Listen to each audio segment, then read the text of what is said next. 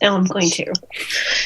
Hello everyone, welcome to Crit It and Hit It. This is Dungeons & Dragons tabletop role-playing game where you've got us five nerds playing D&D. I am Drew from Master Tier Gaming and I will be the Dungeon Master for today, running everything in my own world of the Taihun. You can visit our YouTube channel to see lots of nice videos about that. With me today, as always, we have Kerry, Daniel, Abby and Laura. Starting with Kerry, would you all like to introduce yourselves? I'm Kerry from Tabletop Crafter. I'm playing Amy, the human paladin. I'm Daniel from D.Taylor Woodworking, and I'm playing Airden, the elven bloodhunter. I'm Abby from Trade and Tested, and I am playing Anakis, the Tiefling Druid.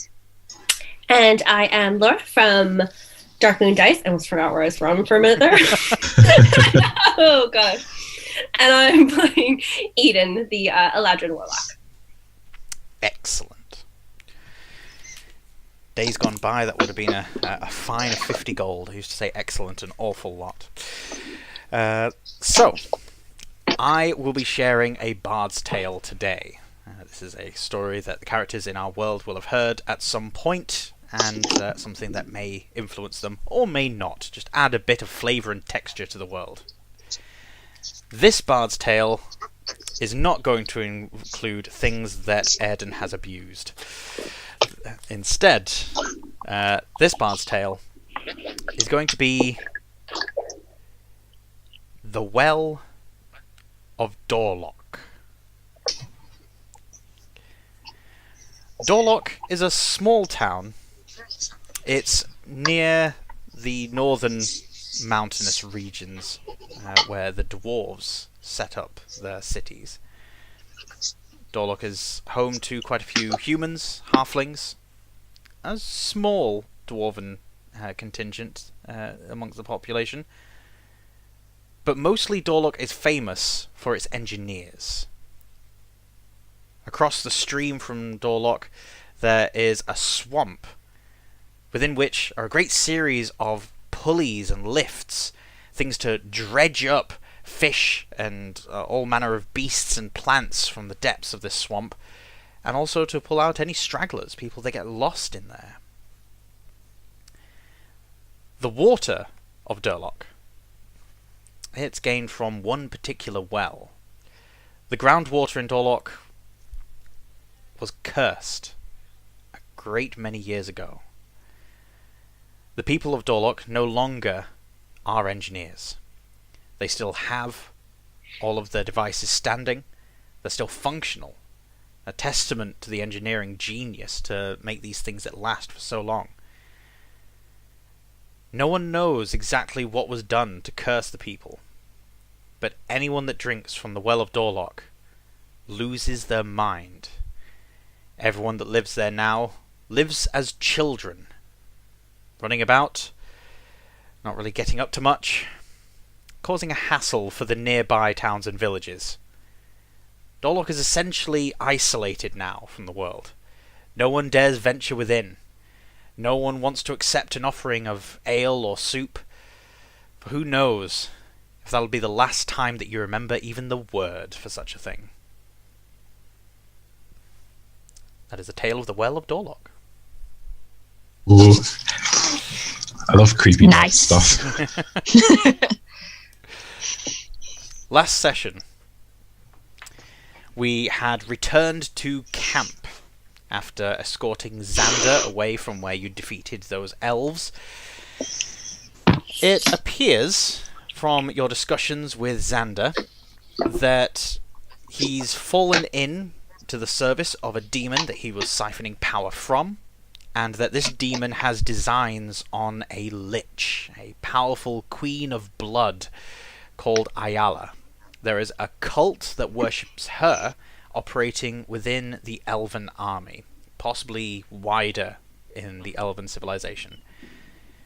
The only thing that Eden knows could stop this army would be either her talking directly to the army itself, or getting someone in the capital, someone in the city of Tharansari, to issue countermand orders, to expose Merca for not being who he says he is.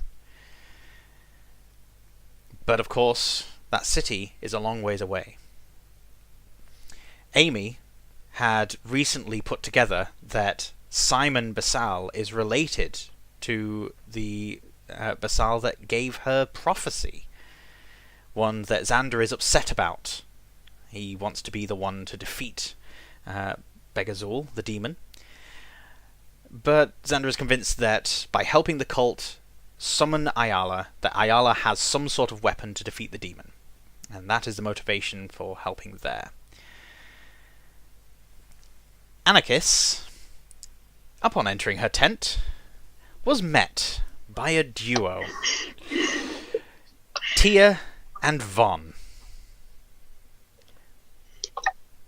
They had sent messages using Druidcraft and using the language of the Druids, and they appeared most uninvited. In the camp we have Xander, Eden, Anakis, Airden, Amy, Simon, Jubanan and Eresha, and we also have Taneris, the Elven Druid. Those are the players. That is the situation that we currently have. We're going to start with Anakis in her tent. So they're in my tent. They are in your tent. It's been a fair few years since I've seen them. I think this to myself. So I'm just going to look bemused at them and just look them up and down, really, just to see if they got anything sort of suspicious on them. Can I notice anything first of all? What's your passive perception? Good question. Sorry, hang on. It is, I think it's 40. 14. 14. Mm-hmm.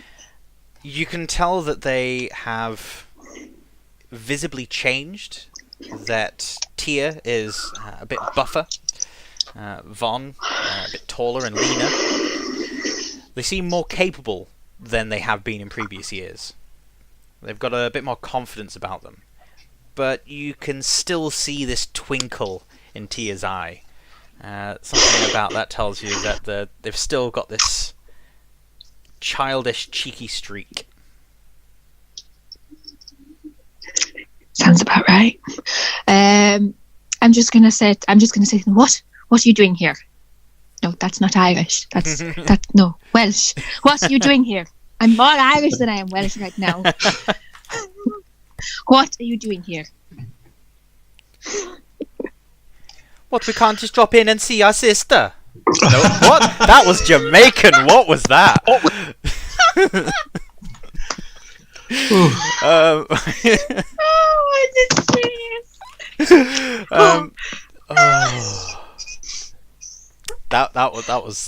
That's not sticking. You went. Well, you weren't invited. I didn't ask you to come.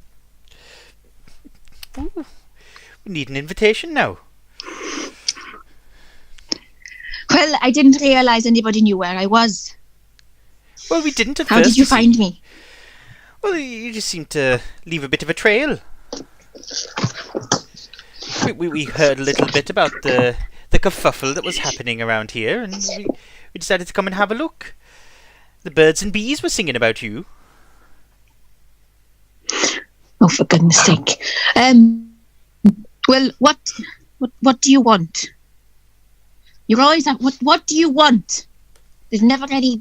You don't just want to come and see me. You've never done that. What the hell do you want? Oh, it's never easy with you. It's always got to be something going on. It can't just be family going to see family. Anyway. No, it cannot. Not with you two, anyway. Well, Vaughn and Bloody I imbeciles. thought we'd come and swing by and see you. We just wanted to see you. It just also happens that we're a little bit stuck. It's just by With what? circumstance. Well, you'll never guess. But well, Vaughn and I was just taking a random stroll, and we kind of annoyed a gnome.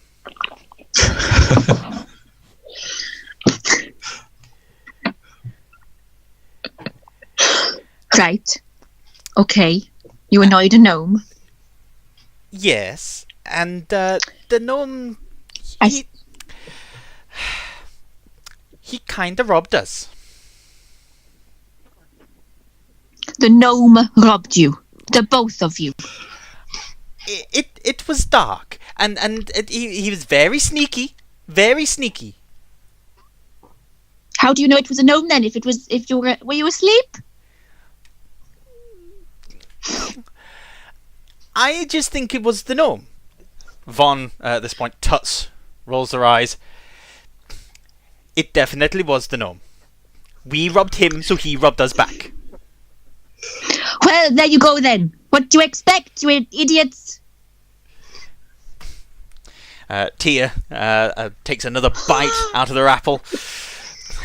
See, I told you she wasn't going to help us. She never helps. All we do is try to look out for the family. But no, you've got to go out on your own and go and do some adventuring. But as soon as we go out into the world, all of a sudden everything's our fault. Well, it normally bloody is. Right. Anyway, so what do you want from me then? What do you want? Well, if you're willing to help, and only if you're willing to help, I'm not begging you or anything. I'm just saying, if you're willing to help, then maybe you could go and talk to this gnome. You've always been a little bit better at talking to people.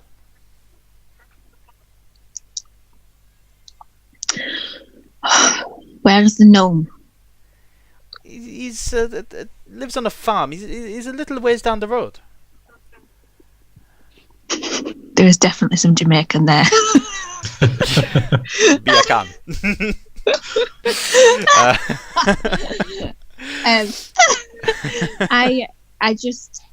I come out of my tent and just sort of shake my head to myself and just laugh. Well, sort of silently laugh to myself.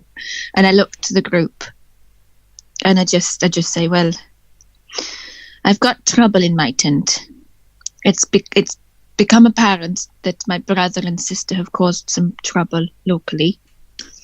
I don't know what you want to do. I'm not too bothered about helping them because they're a pair of rat bags, if I'm honest.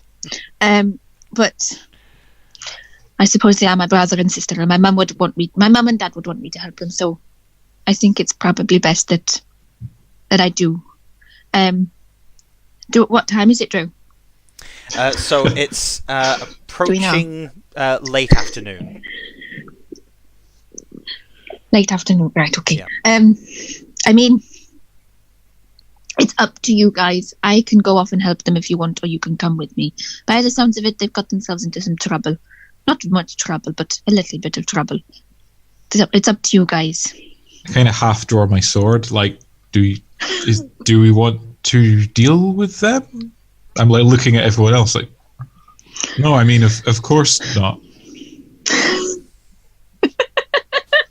I go back to Von and Tia, and I say, what did you take from the gnome? Well, we don't have anything of the gnome. He stole it back. Well, you've just said. Well, what did you try to steal? He had a special-looking sword and some herby things. What did the sword look like? Choppy. Sort of sword-like. Again, Von wanders over, slaps an arm down on Tia's shoulder. It looked a little special. Kind of like a short sword crafted by like an elf or something. Is that Amy's? Amy, is that you? Thinking swords, or is that Eden? I can't remember. What? Amy, Kerry, Amy, Amy, Kerry. I was talking in role as character then. But, So, Amy, Yeah. are you after that special sword? Is that what you're looking for? Yeah. Right. Yeah. Okay. What? Why? So, to clarify, as Simon becomes intrigued at what is going on and leans in, and further discussion between Tia and Von and the rest of you happen to get more details, it transpires that the gnome in question was in fact one that you have met. It is the farmer that you met on the way here. The sword was his. They decided to try and rob him. He robbed them back. And what Tia and Von have lost is the small holly wreaths. They have recently started dabbling, as they put it. They are using Druid magic, taught to them by someone not in the Druid order anymore. So they can't exactly go to anyone official about this. That they're being taught magic under the table, so to speak, and they really want to travel. And they were taught this amazing trick that you can do with your Druidcraft cantrip to instantly travel between standing stone archways. Mm-hmm. Yep. And they were wanting to travel about a bit, but unfortunately they no longer have their focuses. So they want those back from the gnome. Right. Okay. I'm going to relay this information to the group and ask them if they would like to help. Well, surely we just need to go and ask for them back. Like, we're friends with them, right? Like, I don't think it's going to be that simple, if I'm honest, Amy. I'm sure it'll be that simple. We just apologise, say there was a misunderstanding. He's got his sword back. Your siblings get their items back. What? What's in this for us? Oh, I don't know, if I'm honest. I suppose it might give me a little bit more power. Maybe I can ask them to teach me some of their new knowledge. Because I could. I meant for me. What's in it for me? There might be some shiny crystals, or I don't know. I don't know. Eden, it's the joy of helping people. I just look at Amy Joy of it. like she's speaking a different language. The what of what? Xander is leaning against a wagon, one foot propped up on the wheel, arms folded, looking down. Smoking. Looking all cool. Without looking up, he just says, "There's about a week before the elves get here. A couple of days isn't going to break our backs. Let's go." Even Xander wants to help. Come on, guys. I think. Aiden, what do you want to do? I don't want to split the group up. Yeah, no, I'll help. Right. How far is the farm from where we are, Drew? The farm's just a couple of days away. So a couple of days there and a couple of days back. Yes. So that's 4 days, right? And the elves are a week away. Yes. Right. Okay. Are we still okay with? So yes. Okay. Right. Should we go? Oh, totally sorry. The elves are 2 weeks away. Oh, we've got plenty of time. Yes. Right. Okay. I'm marching to volunteer, and I say we're willing to help you, but no funny business. Otherwise, I send you back to Mum and Dad. They both nod in agreement and fall in line. Because I can't, as background information, I cannot yet do the thing that they've learned, can I? Travelling through stone portals, it is something that you're physically capable of doing, but it may not be something that your character's done before. Yeah, that's what I mean. So I'm willing to help you, but I would like to learn the thing. Well, you seem to like all this walking about. What would you want to do with instantly moving about? It's just a good thing to have, isn't it? Oh, always taking the lazy way.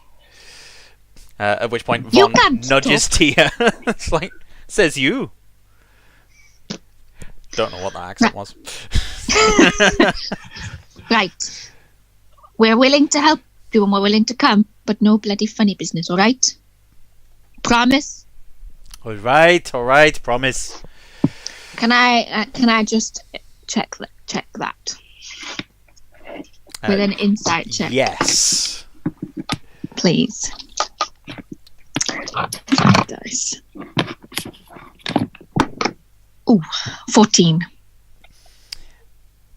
Von is hiding something, but you can tell that it's not directly linked. But Von's feeling uncomfortable. Okay. I'm going to... right, okay. Okay. Alright. That's fine. Mm-hmm. So, moving back to the farmstead where fires were started and put out. Mm-hmm. Is it worth us having a... We didn't get a long rest, did we? No. Did we? Is it... Not as of yet, but you'll be able to get a long rest on the journey there. Okay, that's fine. Can we go? Are we all right to go and camp en route? I asked the group. Yep. All of the NPCs are on board. Everyone? Okay. We're all going. Amy's very happy about this big group road trip. Well, I make sure... Go on. Go on. I don't want to let any of you out of my sight, especially him, and I just stare at Xander. I just make sure I've got Nutkin with me. And make sure I've got enough nuts for the journey. Nutkin is very pleased. The wagons get loaded up. Tuban and Aresha let you know that they're in fact going to continue moving in a northwesterly direction. That they're going to be moving on from this point on. They've got some trading that they want to get done. So instead, they're going to bid adieu. So, I forgot to ask. I realised the last 2 sessions, I realised that these two, I totally forgot that they're traders. Mm-hmm. So what do they have to trade? Is this now the last moment that because I've got gold? Can I, before everyone leaves, I'm like, well, just one moment. 1 second. They have all manner of minor trinkets and treasures. They have a jar with some pickled lizard eyes inside of it. They claim that by popping one of these into your mouth and chewing on it hard, you'll be able to gain a vision of the future. There's another jar with some actual peppers, pickled peppers inside. Those are to protect you from cold. So long as you keep it under your tongue, you'll be protected from the elements of cold. Ooh. They also have a darning needle that they have yet to find anything that will bend it. Ooh. He demonstrates by sort of wedging it between 2 planks of wood and just loading saddlebag after saddlebag on this darning needle, and it stays solid. I'd like the darning needle, please. Oh, you bastard. How much is it?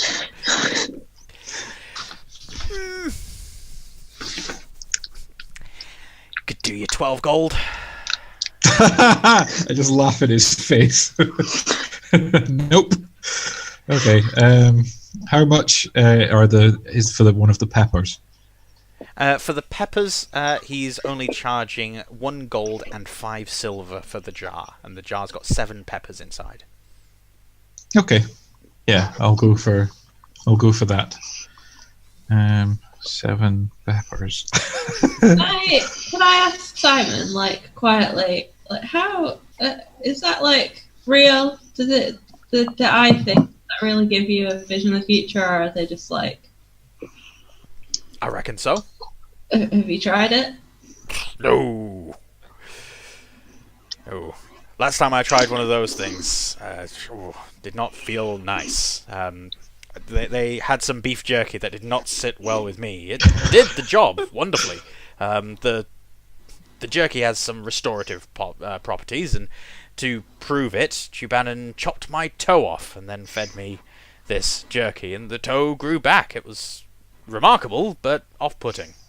Okay. How much for one of the lizard feature vision eyes? For just one of the eyes, they're willing to offer it for 5 silver pieces. Do I have something to put it in? Your mouth. Wait, don't you do it right now? How much for the whole jar? For the whole jar, there's 12 eyes inside. They're crammed, pretty packed. The eyes are about just smaller than the palm of your hand. Oh god, okay. But for the whole jar, they're willing to let it go for just a gold piece. Okay, can I take that? Yes. Whilst everybody's doing this, I want to take Von to one side and ask him what he's not telling me. Just straight out, look him in the face, look him in the eye, and just say, what are you not telling me? I know you.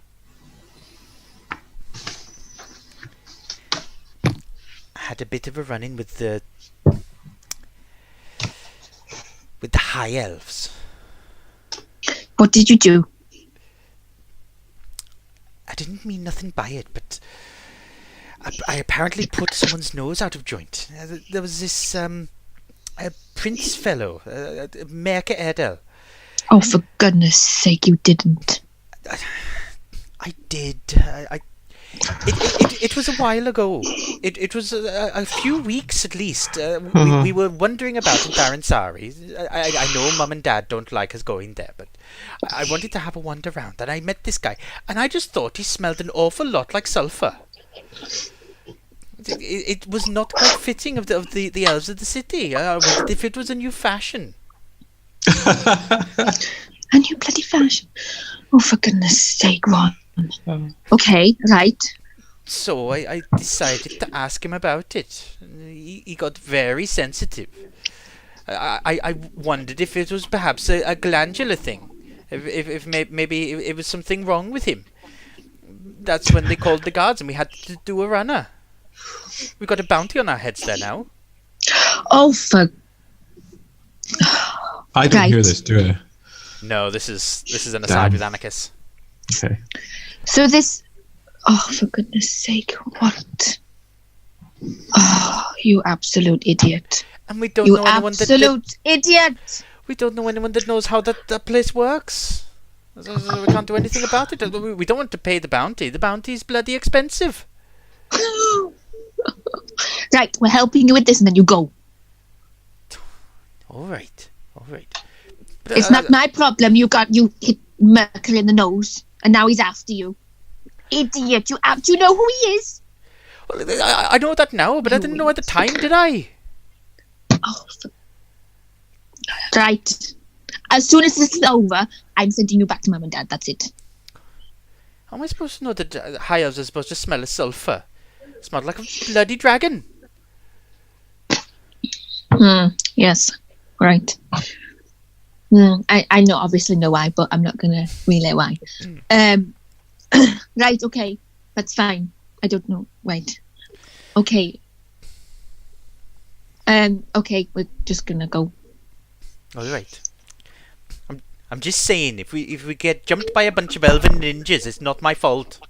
I think we've already had that problem. Was it out of me? Was it the elven ninjas? Oh my god.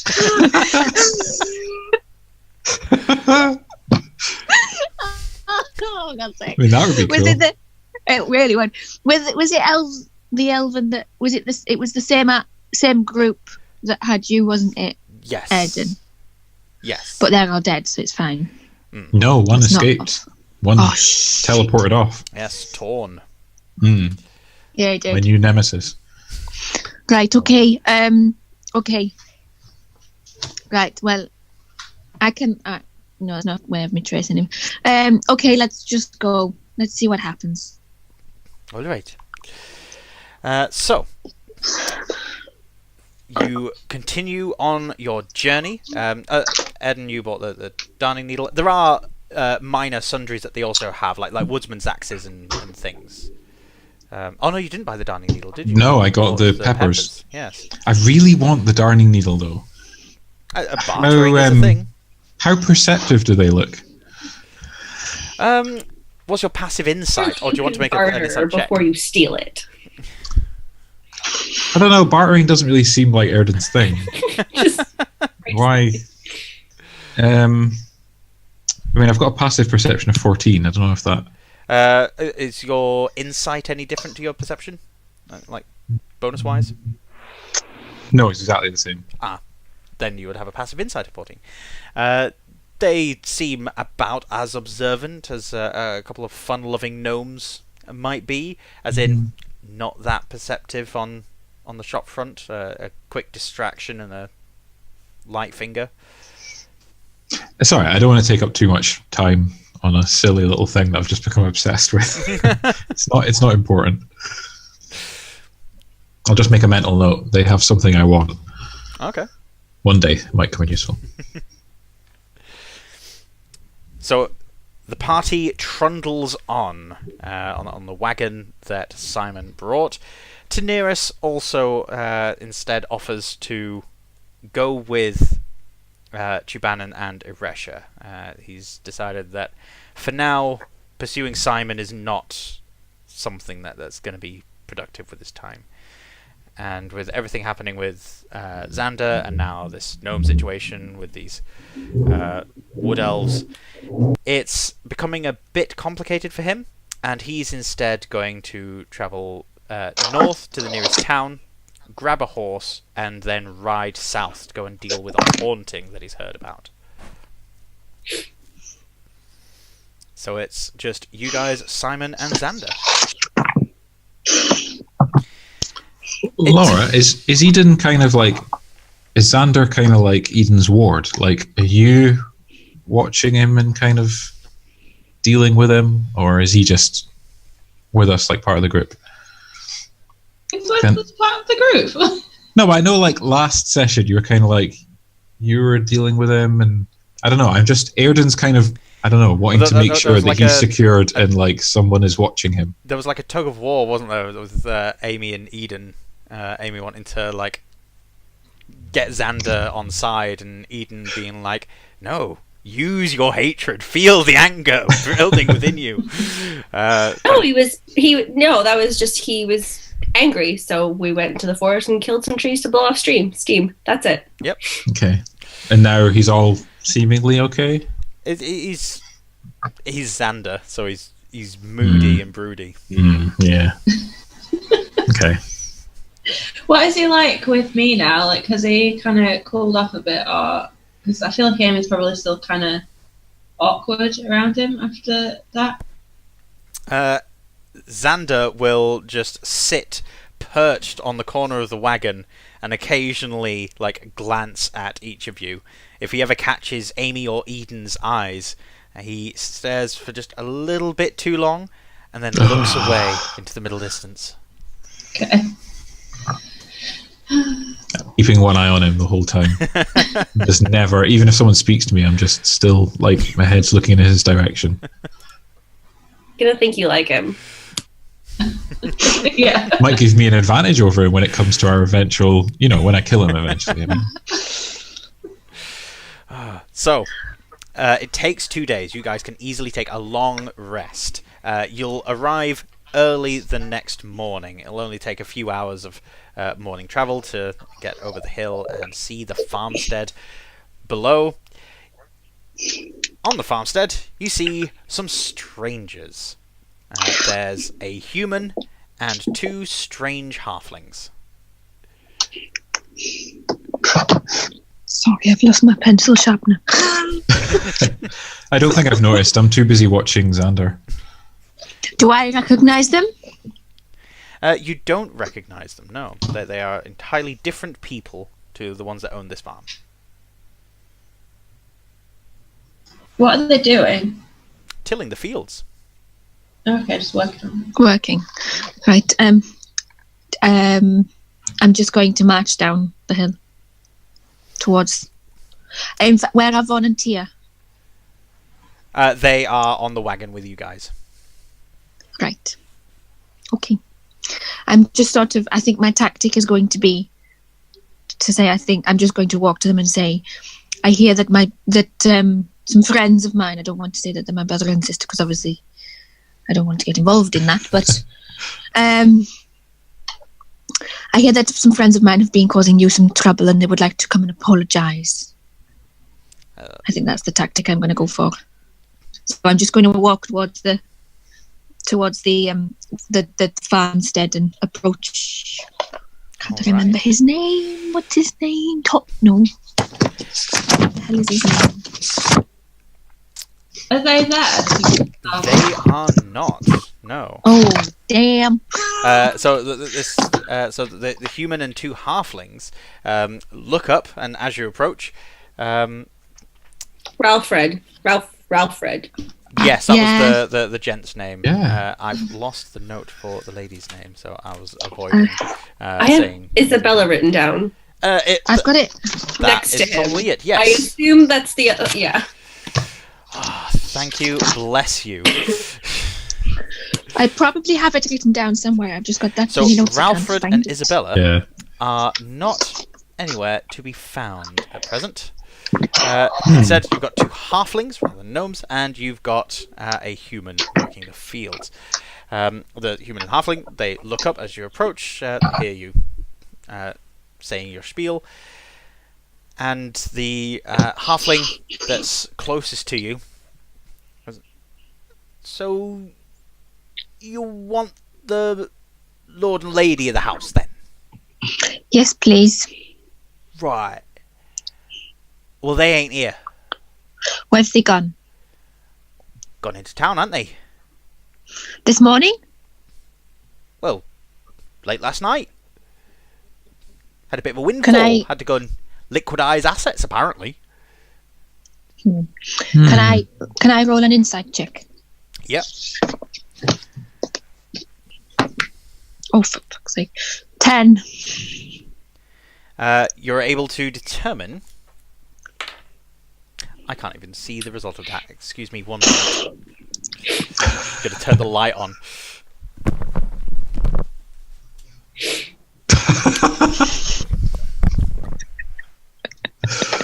There we go. I can see! No, that's a 4.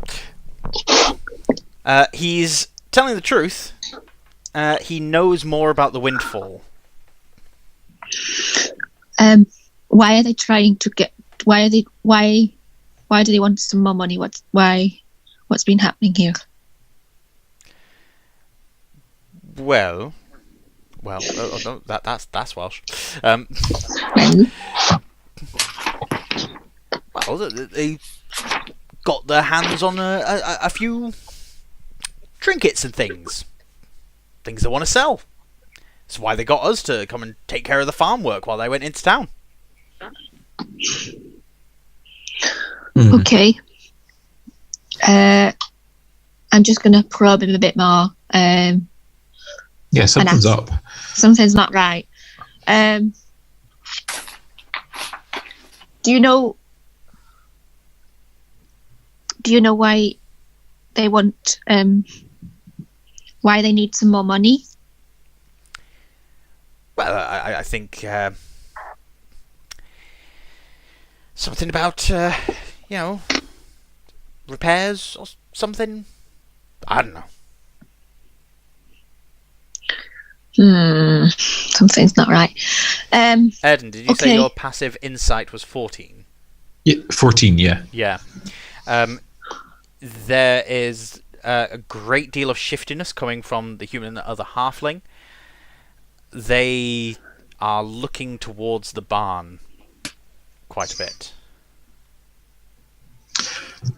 I think I kind of make as if I'm just getting off the cart to stretch my legs, kind of big yawn type thing, and just casually just start wandering around, and I just kind of meander towards the barn.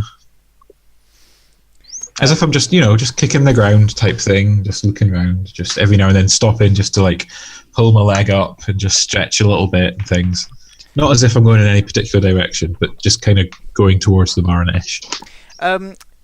Give me either a deception or charisma-based skill check. Stealth check. Okay, I'll do deception. I had 0 onto that. 17. 17. The human and the halfling at first look like they're following where you're going, but then they become a little too invested in the conversation happening between Anakis and the one in front, whose name is Dolph. That pencil lead has come off. Dolph. Dolph. There's my so Dolph. And is that the one that Anakis is talking to? Yeah. Yeah. Oh, that's very bright. So do I get to the barn, or will we deal with that? We'll later? deal with that in a moment. Okay. Anakis, Dolph is assuring you that they're not here. They could be gone for a few days. Probably best to get on your way. That they're just in town selling stuff. I'm going to head inside and just say I had something to pick up from them. Some herbs. I'm just going to go inside. They told me where they were. Well, you don't want to go into the house. I mean, it's the house. I don't really know who you are. You don't know who I am. There's security concerns. I'm going to cast Detect Magic at first level, please. You cast Detect Magic at first level. Oh my goodness. So, quickly sort of jostling your staff, twisting it into the ground a little, you feel power from the earth beneath you pulse into your arm, into your chest, and up to your eyes. And you close your eyes, you open them again, and you can see in this tunnel vision of magical energy that there is magic. There is magic in a blade inside the house. You can see that the door is slightly ajar, and that the sword seems to be hovering a little bit off the ground, as if it's resting on something in the middle of the living room. You recall from entering the house before that it's a door set into the side of a living room with a partitioned off bedroom. So it's essentially like an all-in-one studio space. There wasn't anything in the middle of the floor before. There is no other magic. Okay. How many did you say there were? 3 of them? Yes, there were 3 of them. And if 2 of them are halflings as well, I kind of feel like I'm just going to look in Airden's direction and just give him a nod as if to say, yes, let's just tie them up. At this point, Airden, you'll see that just as you're about to poke your head into the barn. Inside the barn, as your eyes rapidly adjust to the gloom, you see Ralfred and Isabella hog-tied. Fuck's sake. They are stuffed between 2 bales of straw. They are in underwear. And there's nothing else around them. The animals in the barn have been slain. Daniel gasped, not Airden. So there's a cow and a couple of pigs that were set in little stable areas. They have been slaughtered. And there is also another section opposite, which looks to be another home for maybe a cow or a horse. It's large enough for that. That's entirely empty, although there is blood on the straw. Okay. Man, I don't know. What would Airden do? I think I just kind of spend longer than a normal person should, kind of looking between them both, like, yeah, weighing up my options. Like, okay, and yeah, I'll walk back across to. Maybe I'll walk up to Anakis and just kind of whisper to her just what I've seen. How far apart are the 3 people from each other? They're standing fairly close to each other. They're all within like a 20-foot block. Okay, I'm going to straight away after Airden has told me this. I am going to cast. Can I whisper to her as well? Always leave one alive. I'm going to cast Thunder Wave. Oh well. Everyone's going to need to roll for initiative. Yay! It won't be a long fight, I Why imagine. did no one ask Amy to help? Literally could just put them to sleep. And that'll be it. No. Yeah. Well, it's not going to cause much damage, hopefully. 20. 14. Oh, wait, no, I had stuff onto that. Sorry. 17. Amy? 13. Eden? 19. 19. Oh, everyone goes before Kerry. Don't kill them! So it is Anakis, Eden, Airden, then those guys, and then Amy. I'm going to at the same time as casting it. Oh no, I can't do that on a cantrip. That's not going to work. I just want, as soon as I cast it, I want to shout at them. We will not kill you. You say as you're attacking them. As I'm attacking them. Well, hopefully they won't die. It's not much damage. As I cast it, we're not going to kill you. Just tell us what you want. What's your saving throw DC? 14. Damn. All right. They take 2d8 thunder damage. Are pushed 10 feet away from you. And the rakes and shovels that they had also go flying. 8. 8 damage. 8 points. Yes. On 2d8. Mm-hmm. Amazing. Right. So, the halfling, lings, Dolph included, immediately have the heads concussed against rocks as they fly backwards and hit the unworked land. The human, however, as he flies back and lands on his back, he starts to pull himself up, and as he does so, you see a scratch along his chest. It's this wide blue scratch with this strange ooze coming down the front that starts closing up and healing. Oh.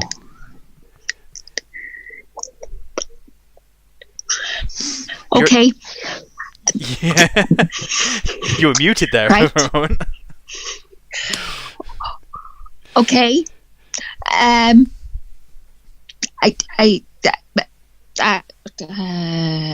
Whose turn is it next? It is Eden's turn. Okay. You, first of all. Second of all, we should probably kill that one, right? That's the one I want to leave alive. I want to find out what's going on here. I was thinking kill him because it's the human, but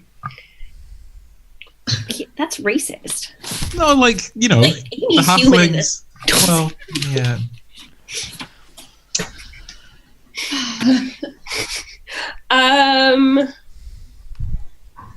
Okay. I'm gonna go Arms of Hadar. Wow. Pulling Right out the the bat. pulling out the big guns. All right. I think even leaving him. Oh, you can't leave him a little bit alive. He heals himself. We don't know if he heals himself. You could go non-lethal, but I don't know if you do that with Arms of Hadar. Yeah, you can opt to knock them out instead of kill them with any effect. So, Arms of Hadar, he's just failed his strength saving throw, so he takes 2d6 necrotic damage and can't take reactions until next turn. So feel free to run past him. 10. Oh, are you casting it with a first level or second level slot? There's First. Is it first still? Okay. Then yes, 2d6. Wait, I don't have first level slots. Sorry, all my slots are second level. Sorry. So it's 3d6. Yeah. I don't have all of my. Yeah. Yep. Yeah. 13. 13 damage. Yeah. Right. Add it onto the 8 from before. Do. Sorry, I count up with hit points, much to the chagrin of many of my contemporaries. Yeah, that's weird. So, taking a wide stance and building the power up between your hands, you then throw your hands forward. Roots start to grasp up around this figure, and you can sort of make out a ghostly shape swirling his hands above him, sort of making these vines do his bidding. And they wrap around, grab a hold, and then wrench apart, ripping and tearing at this guy. You see that there's a tearing at his face. Some of the skin looks like it's been peeled off, and beneath you see a solid grey eye and a noseless face. It seems that there might not even be a mouth there, just an indentation of one. Slowly the skin starts to reseal itself.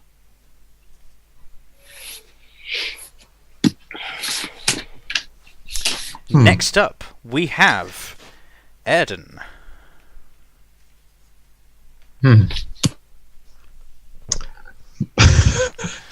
So I imagine Airden's just kind of standing there like, Okay, I think you said the halflings were concussed. Yes, they're unconscious now. They're unconscious, right? I'm just gonna. Well, I guess I can only deal with one of them. I'll just put a crossbow bolt into one of them to kill it. I've just decided that I'm going to try and keep the human alive. All right. Yep. As your action, you can just end it. Just makes things simpler. Just take some problems out of the way. Yeah. All right. So you go and kill one of the halflings. Any other movement that you wanted to make, or? No. No. Just walk up. All right. So, moving on. This thing gets to make an action. Make an action? Do an action. Do a thing. Oh, sorry. Could I just interject? I've killed the one that isn't Dolph. Okay. Just in case that comes up. So Dolph is still alive. Yes. Right. Sorry. Continue. That's fine. All right. So he decides to charge forward. Does he decide to charge forward? He does decide to charge forward. He rips the vines and roots that have started growing up around him off of him, charges forward, and decides to target... Where did I put that d20? There's the d20. Ha! Eden!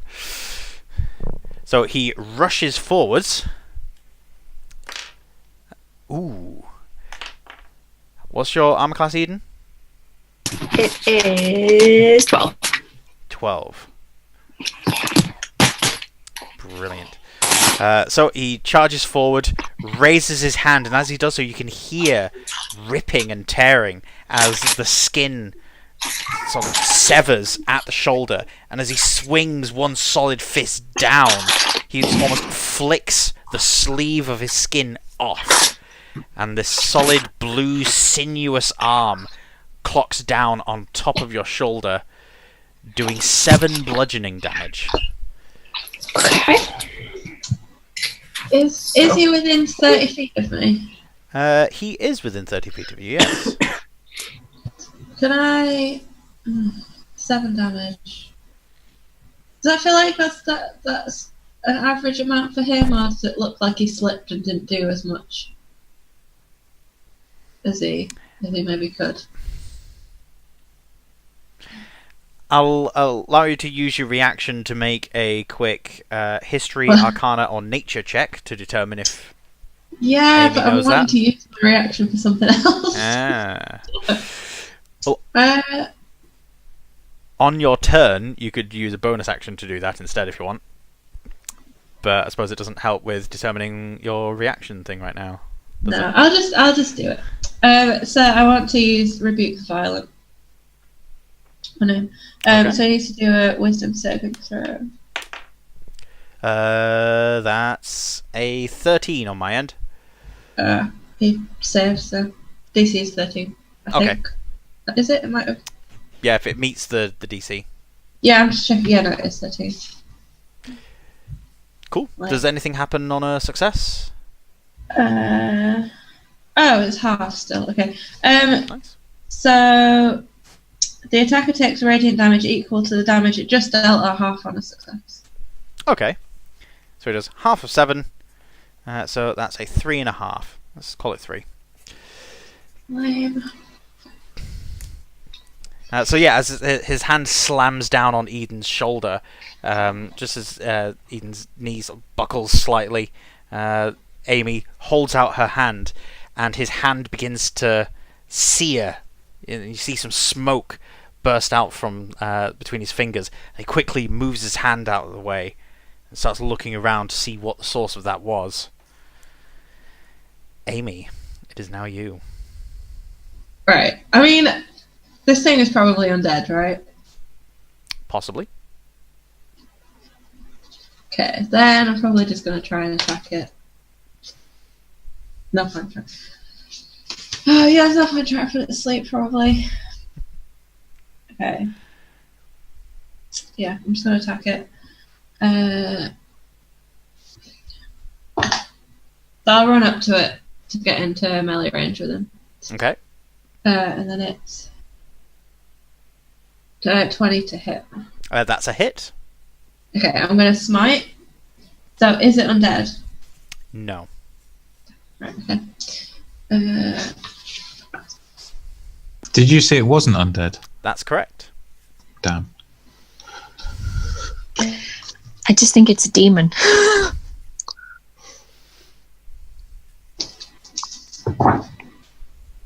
That's shit roll. Okay.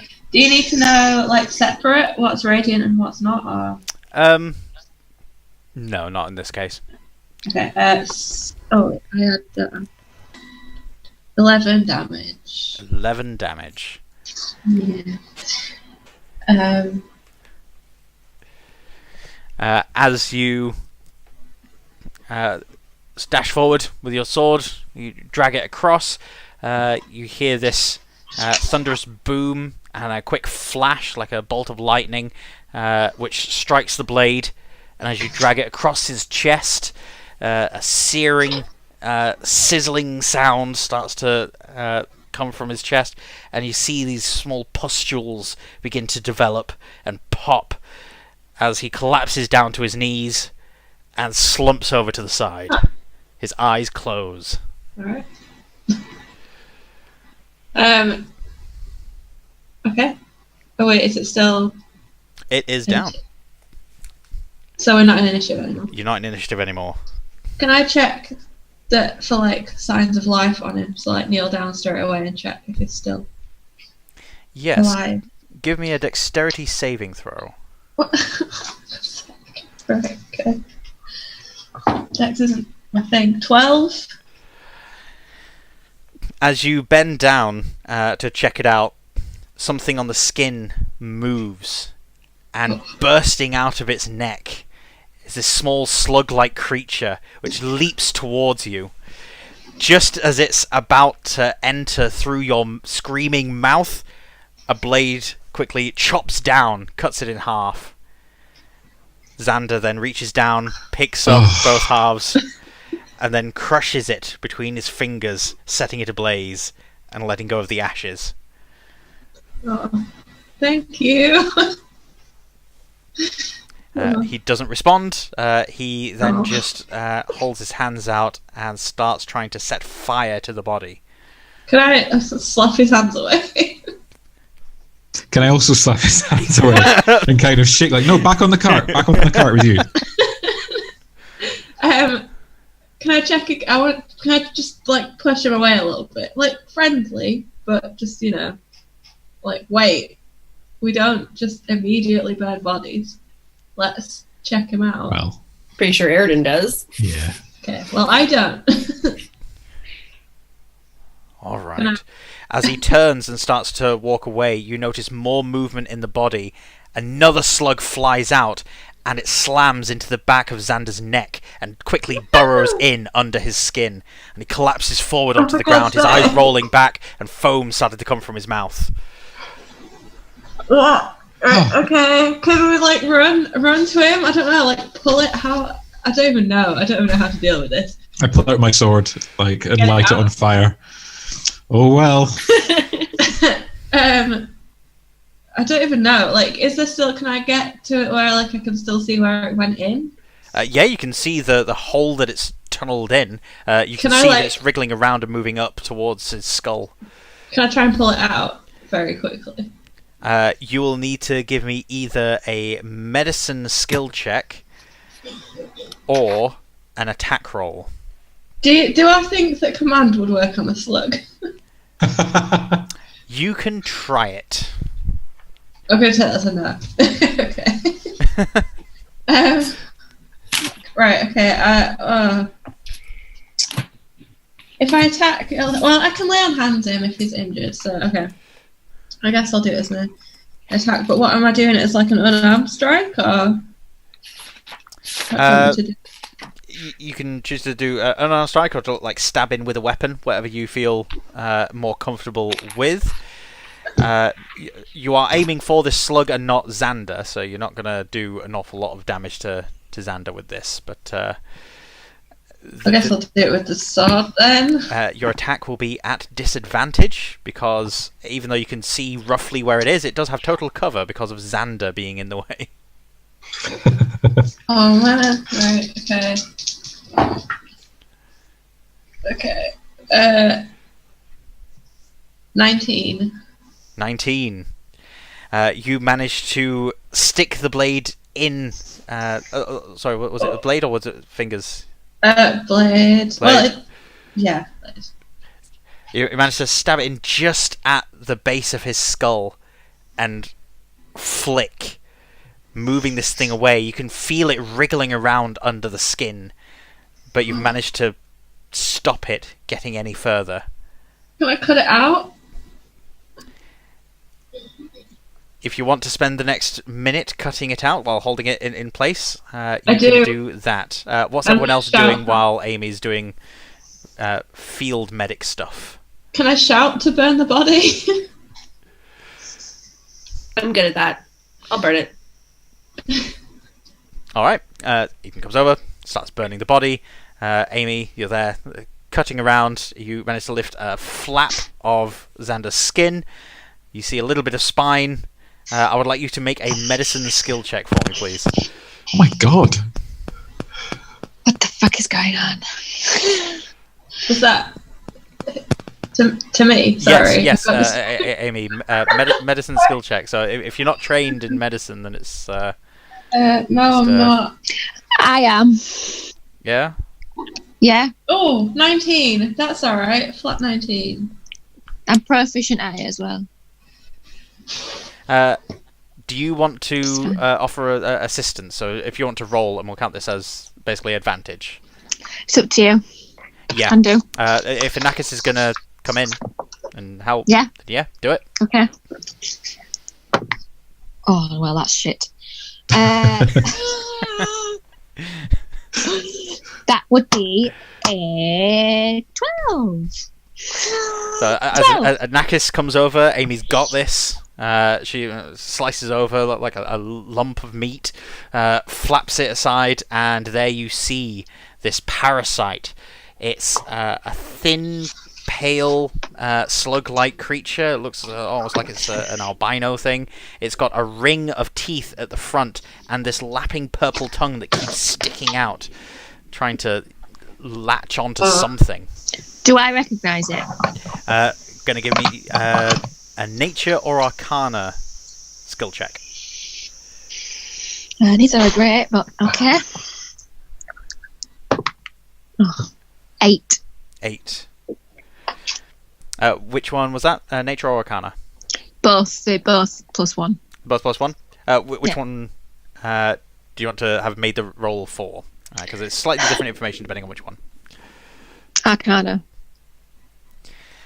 This matches the descriptions of several kinds of parasitic creatures, usually magical in nature.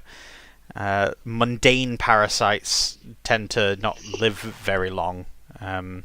This thing being out of a host and still wriggling around, you reckon it's got some sort of magical component to it, but you can't nail it down for sure. Its features are far too generic. Is Amy holding this? She'll have it on the end of a knife. Right, okay. Do I have any like jars with a lid that's like screws down? I have an empty glass bottle. Does it have a proper top on it, not like a cork? I don't want it to be like popping open in a bag in the middle of the night. It just says glass bottle on my sheet. Let's say that glass bottle has got a metal sort of hinge lock thing. Okay, like a mason jar type thing. Yeah, with a glass top. Can I bring it over and I'll flick it into the jar? Great. Yeah. You now are the proud owner of a slightly injured parasitic worm. What should we call it? Giving it a name. It does not deserve a name, Amy. It's called Airden Jr. It's called Airden Jr. Ah, right. It's a fun party with me now. That's your familiar. I just need one now. It's not being my familiar. A weird parasite. Maybe kind of apt. Can I kind of try and fold all the skin bits back on and then like lay our hands into it to try and heal it over and yes, fix it? Yes, you can. How much do I think it needs? Just 1 hit point of magical healing will like seal the wound and leave a nice handsome scar for him. Oh. Fuck's sake. So close. And then can I like roll him over and just be like, I'm sorry. He is unconscious and No, unresponsive. wake up. I try and wake him up. Lay on hands, water. I don't know. From your medicine check that you made earlier, you can identify that he is currently paralyzed. Whatever this worm thing is, it's obviously got some kind of toxin that it leaves in the host to paralyze it. Can lay on hands not cure that? Like, is that not counted as a disease or poison? It's a magical poison, so you could pump 5 points in to magically cure it normally.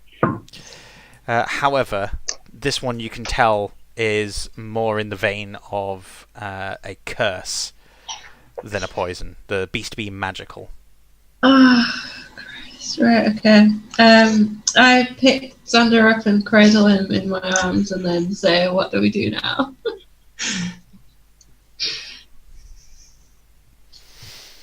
Well, I'm going to go inside and check on. I can't remember what they were called. Ralph What were they called? Isabella. Ralfred. Isabella's the one that I Ralph and forgot. Isabella. Yes. Ralph, Red, and Isabella. Yes. And yes, just help them. As you let them out, they regale you with the horrifying story of how just a few days ago they were robbed by a couple of scampy little elves, and then when they went to go and find them, they were attacked by these 3 brigands on the path, and they were brought back here, tied up, and they would just leave them alone in the barn, occasionally coming back to gloat and tell them that they've nearly ransacked the entire place. Right. So Von and did they get the things back from Von? And well, they clearly ignore me. I'm just having a moment. No. As far as Ralfred and Isabella are concerned, they never met up with Tia and Von again. As far as they're concerned, like that stuff is gone. It was while they were out looking for it. What did the original thieves take from you? They took a sword, and they took a few herbs. They also took our kettle. I don't know why they took Yes, that sounds about right. Okay. All right. Okay. I believe I've come across the people that took those things from you, and they are here with me. I don't intend them to come to any harm, but we have dealt with the 3 people that tied you up 2 days ago. One of whom we believe was infected with a demonic parasite. Well, a demonic parasite? I don't know. I don't quite know. Something nasty anyway.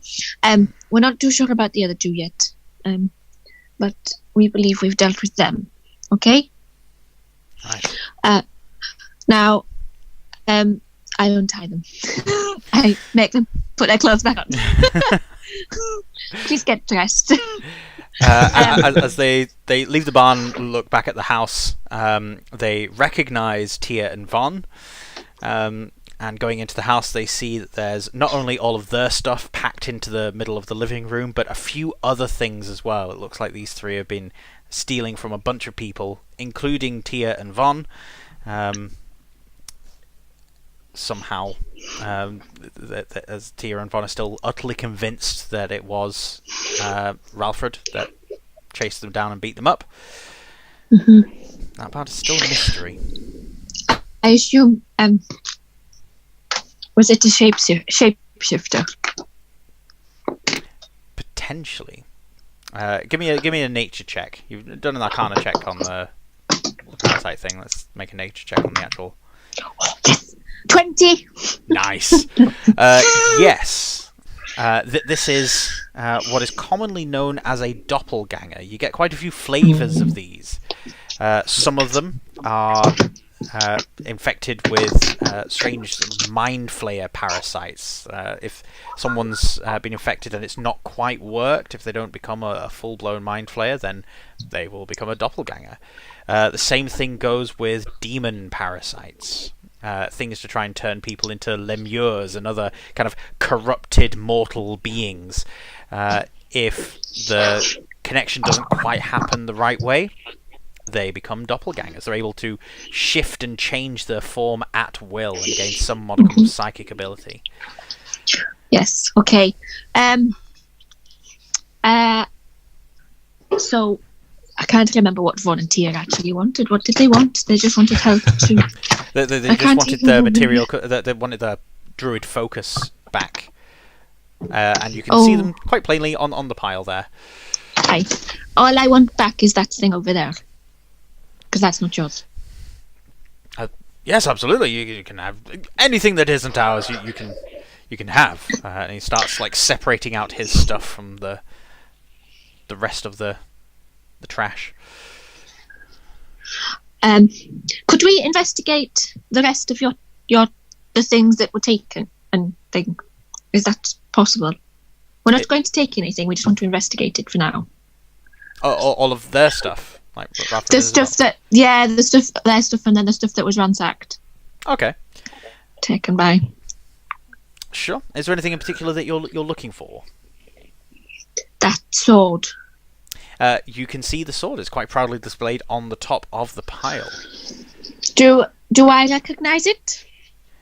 It's the same sword that Ralfred had in the house the last time. It was just sort of hanging on the mantle, a relic from days gone by for him. Do I think Amy or one of the other party members would want to investigate it?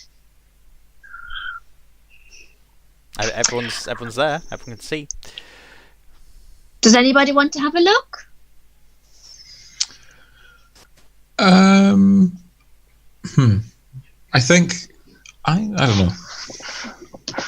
You tell us what it is. You just kind of like shout out, Yes, I say there's some interesting stuff in here. You might want to come and have a look, guys. Sure, I'll go in and have a look. Before I go, can I just pat Amy on the shoulder and just say, like, maybe you should just let him go? No, never. I cling him to my chest tighter and then walk into the house after Airden. I go back out. Oh, sorry. No, it's okay. I'm just presuming it's all right that I'm carrying Sander. I am strong, to be fair. I go outside and give this thing back to volunteer. All right. They immediately make good on their deal. They walk you a little ways away to a small bundle of stones. They arrange them in a particular pattern, and they start showing you the way that you need to move your hand to be able to open this portal and use standing stones. Eden will also know a thing, that some of the best alchemists and potion masters, they live and work in Tharansari. Some of them even owe you favours. If you had a way to very quickly get to Tharansari, perhaps you'd be able to help Xander. Okay.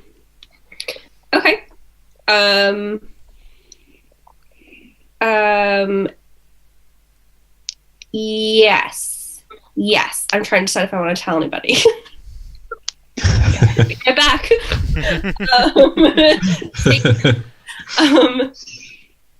Yeah, I think I'm just gonna go with be right back. Just 1 second. Wait here for me. Alright. So, going and investigating this sword, Ralfred will let you know that it's his sword. It's been in his family for a while, and that he's just aware that when it's used, it can cleave through people pretty nastily. It's a sword that behaves more like an axe, as he describes it.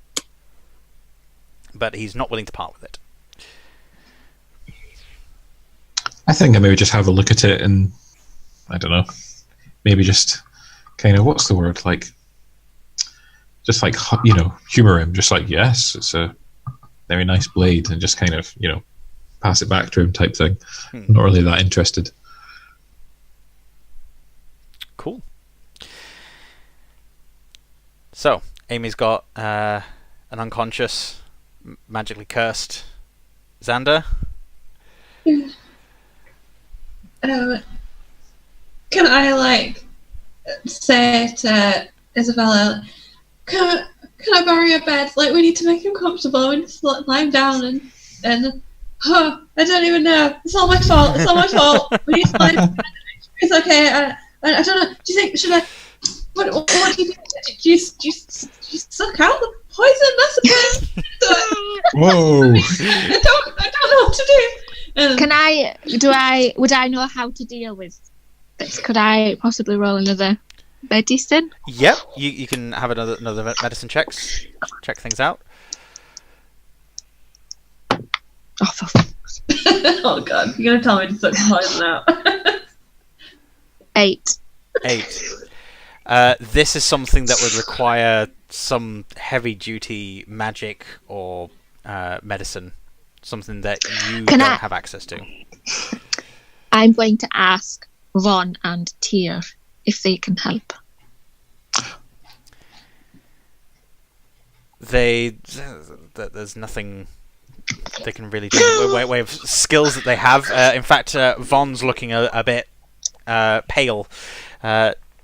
Tyr has managed to pull out a pear from somewhere on her person and has started eating that now. While she's eating it, she's like, "We could take you somewhere."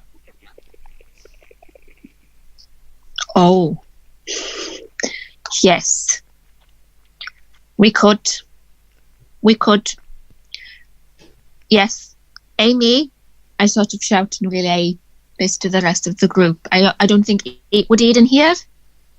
Is Eden out to be a shot? I think Eden's around. Okay. Sort of around the house, seeing what the commotions are and whatnot. Yeah. Okay, Amy, we can help. Ow.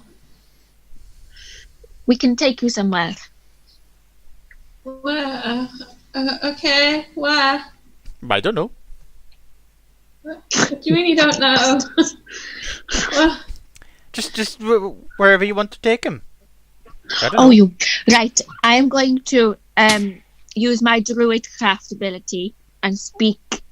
I want to teleport back to home and ask if there's anybody there that can help.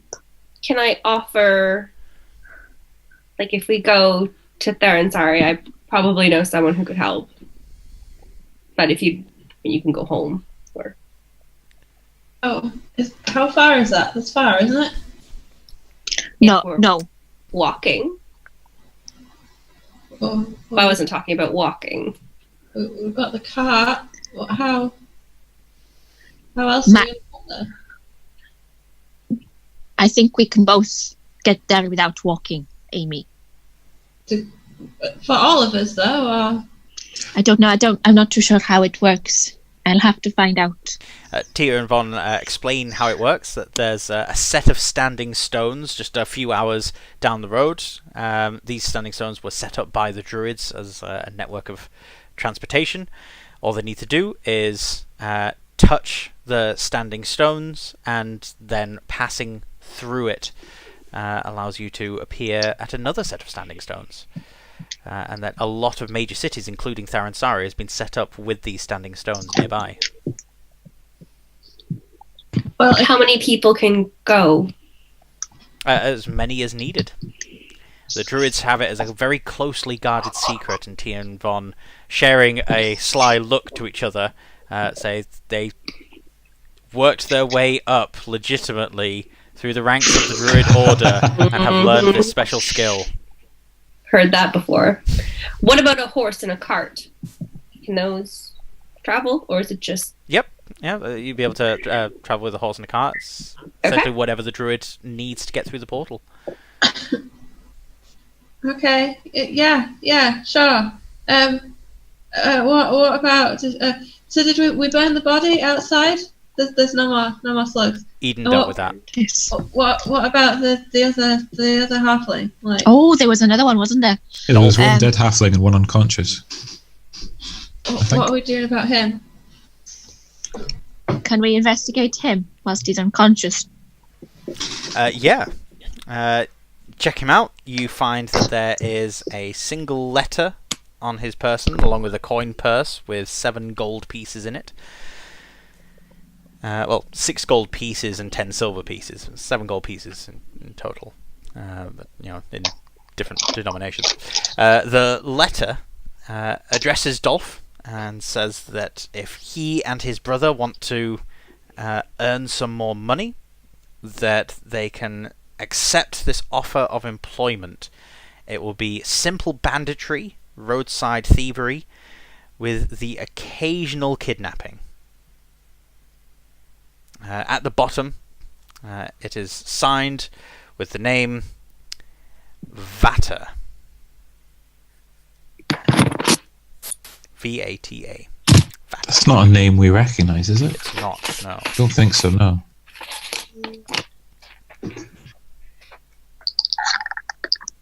Can I check the body of the other one, the dead halfling? Yes. You check his body. You don't find any letters. You do find another pouch. Similarly, you find some money. It's 4 gold pieces in total. Oh, that makes it uneven. Well, are we sharing? I'm not sharing. No. Very hard playing someone who generally doesn't really care about money with people who don't share money, because I'm going to end up with nothing. And I just give it away as well. So. Yes, both the halfling brothers have small knives hidden away in their boots as well. I just leave that. I don't. The one I checked, at least. Right. Okay. Yes, I think we'll go. Well, what are we going to do about this other halfling? We should, loose ends and all that. We don't want him, coming back.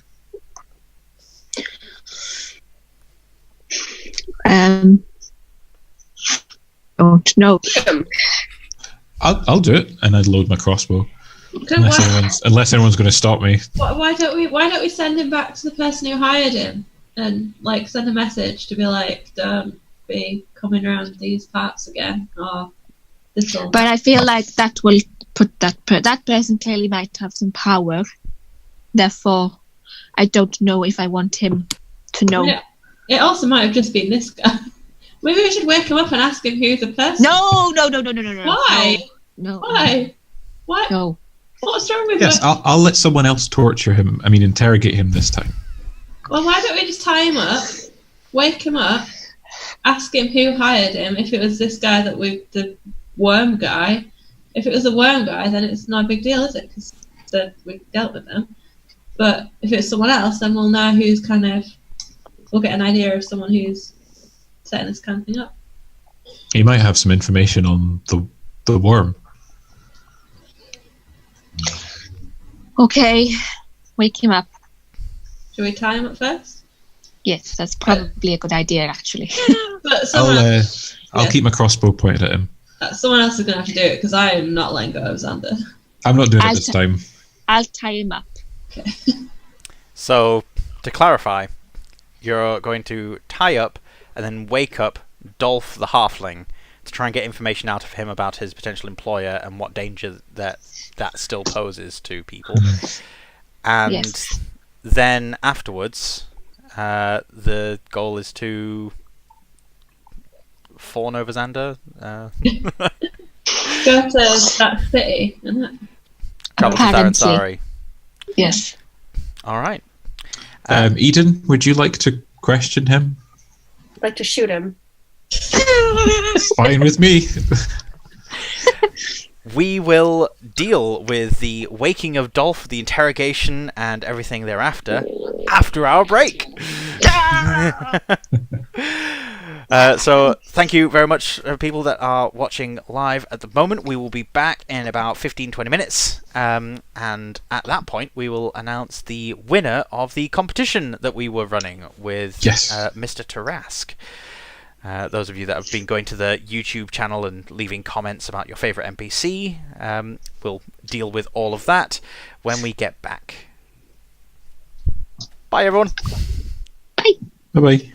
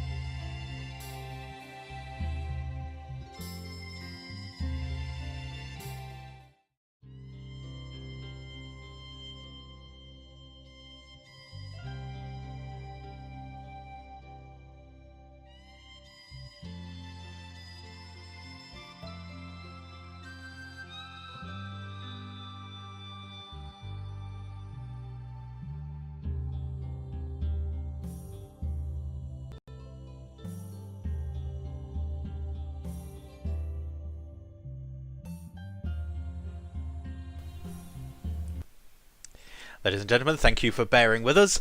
We are coming back from the ad break in 3, 2, 1. You can see our lovely faces. Hello. Hello again. Hi! So, hello everyone. Thank you for sticking with us through the break. For those of you that are just joining us, what you're doing with your time. This is Crit It and Hit It. We're 5 nerdy people playing D&D, and we have an announcement to make about the competition. For the last fortnight, we've had a competition in collaboration with Mr. Tarask, who you may recognise from his YouTube videos and really cool t-shirts. Well, he allowed us to give away one of his t-shirts as part of this competition. So all you guys needed to do was to comment on the YouTube video who your favourite NPC was, and if you wanted to go into why, you could. So we've kind of got like a double win situation going on. First off, the person who won the competition is Figmenter. So well done, Figmenter, for winning the competition and getting the t-shirt. We'll be getting in contact with you very soon to get that sorted for you. And what else happened is we had a winning NPC, like an NPC that was picked more than anyone else, and that was Nutkin. Yeah! Yeah. So well done, Nutkin. Just glad it wasn't Xander. The cute fluffy squirrel. That is the competition that we've had. We usually run competitions on these streams, so be sure to catch us live to get all the cool competition-y stuff. Any other announcements before we continue on? I don't think so. No? No, it's fine. Sweet. Alright, let's continue on. We had left off at Ralfred and Isabella's farmstead. I had totally remembered Isabella's name and was not going to avoid referring to either of them just to make it equal. So thank you, Laura. Fastidious notes. So you're currently at the farmstead and you have Dolph the Halfling tied up, and you're about to wake him up and start asking him some questions, because he was there with a few questionable people, and they seem to have been ransacking the place, pretending to be working there. Who's going to interrogate him? I feel like, Kerry, you have command. Okay, right. Okay, yeah, if we wake him up, I will try and use command on him. Mm-hmm. Right. Tapping his cheek a little bit, he rouses. Oh, yeah. You ain't got nothing for a headache, have you? I want to be leaning in, like, right close to his face, like, leaning right over him. Still clutching hold of Xander. So, a bit awkward. No, I'm sorry. But maybe if you help us, like, I can fix you up a little bit. But we'd like to know a few things, please, if you don't mind. What things? What were you doing here with that guy? Like, we found a letter on you for that you were being employed by someone to kidnap people and stuff. Oh. We were employed to just do a bit of handiwork, that's all. Handiwork as in? Be a bit handy with our hands. Carry stuff. Bop stuff on the head. Like our friends that lived in this house? Well, I didn't know they were your friends, did I? Well, they were. Who hired you? This guy? And I like sort of gesture with one hand over to where the worm guy was. But I guess you can't tell who he is. It's the guy, it's the human. The human.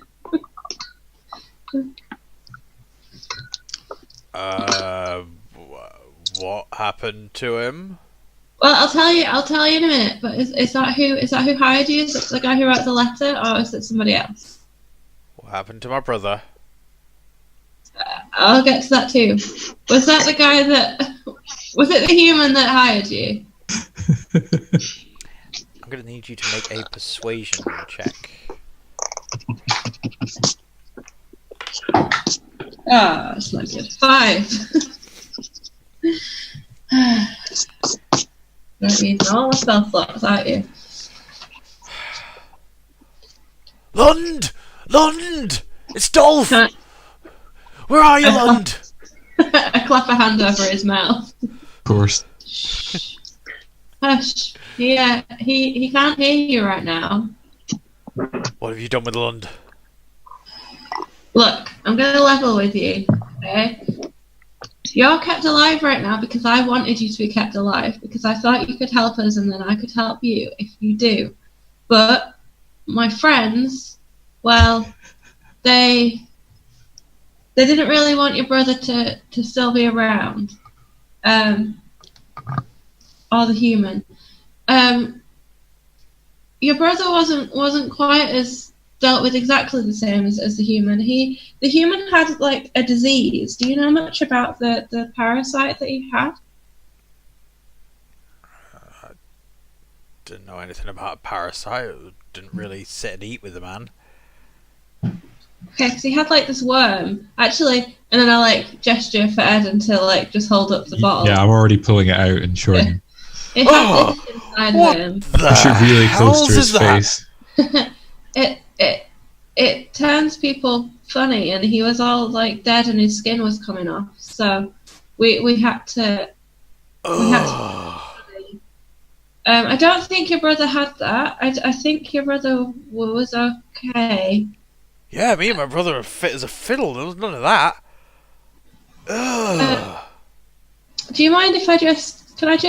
And then can I like kind of roll him over and just check that there's not like a point of where the in the back of his neck or something? Of Dolph or Lund? The one I'm talking to. Oh, right, Dolph. Yeah. Do they have another brother who is? Oh yeah, they do. Brilliant. Good old Gren. Yeah. Dolph has no signs of entry from a parasite or anything else. Okay. I think you're okay. I think you're fine. Which is really good news. I'm happy for you. So you killed Vata then? Is that his name? That's a bloke of wire does. Okay, good. That's good to know. So it was just him. It wasn't like... Did he have anyone like in charge of him? Was he like working with someone else, or...? Me and my brother do a lot of this kind of work. We, a guy like that, he's working for someone. Do you know who? Not the foggiest. All I know is I was getting paid, that's all. Where are you from? Where did you get hired? Summergleam. It's Okay. a town a bit ways south of here. I know it. Were you from... There's like a shady group of people. I've got the name. I don't know where it is. You told me, didn't you? Drew, sorry. The group that those guys were from. Yeah, those guys. I just said that name that you told me. Yeah, you say that name. Was it anything to do with this group of people? We've done work for them before, yeah. But it wasn't the same, like this guy wasn't part of that. Not that we know of, but they tend to use contractors whenever they can. I wouldn't be surprised if he works for someone who works for someone who works for someone who works within the organisation. Get as many layers removed as possible. You got to compartmentalize these things. You can't. Sorry, he doesn't gesture with his hands. I'm rolling back up. Yeah. you can't just go ahead and do stuff yourself when you're dealing with criminal organisations. You got to compartmentalise. You got to make sure if someone gets nicked, they ain't gonna talk. You know. Okay. Yeah. So, can I insight in that? Like he's told me everything, or that he's telling the truth, or? Sure. Yeah. Make an insight check.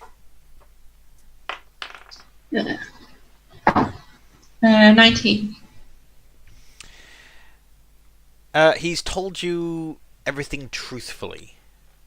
Okay. There's always more that he could be telling you, but things that are relevant to your situation currently, it's everything that you need to know, that he's been hired by Varta. If you wanted to grill him for longer for more information on the criminal underbelly of Sommergleam, he's got that info. I'm hoping that this isn't a time-dependent poison that Xander has. Yeah, I mean, I'm not Just throwing that out there. I'm not spending ages doing this. I think I've got enough. Okay, so what was your name again? Dolph. Dolph. I'm Amy. It's not a pleasure to meet you, I guess, because you guys did horrible things to our friends. But look, here's the thing: we killed your brother. I'm really sorry. That must be something really, really hard for you to deal with. But tell you what, when you go back to Summergleam, go to the temple that was set up by Simon. It's sort of, they're getting a bit bigger there, and they can really help you with grief and find you someone to talk to about it. Okay? So you're letting me go? Yeah. I'm really sorry. I feel that your brother being hit, that wasn't my choice. I didn't do that. If I had any way of bringing someone back from the dead for you, I would, but I don't. No, it's fine. It's fine.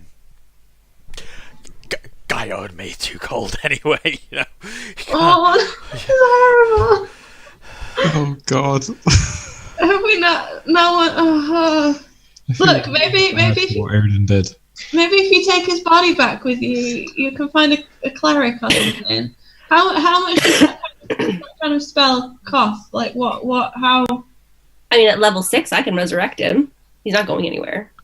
We can bury him. I could come back. I don't know if he wants me back as an undead. Yeah, can you wait a few months? We'll come back. We'll resurrect him. How picky can you be? I thought it was a really nice offer. It was. Thank you, Eden. But I was thinking of more like a, pure light, divine way rather than a, Airden raises his crossbow. You can see him if you want. No, I don't. Be arranged. Stop it. Okay. I'm really sorry, and then I take the rope off of him.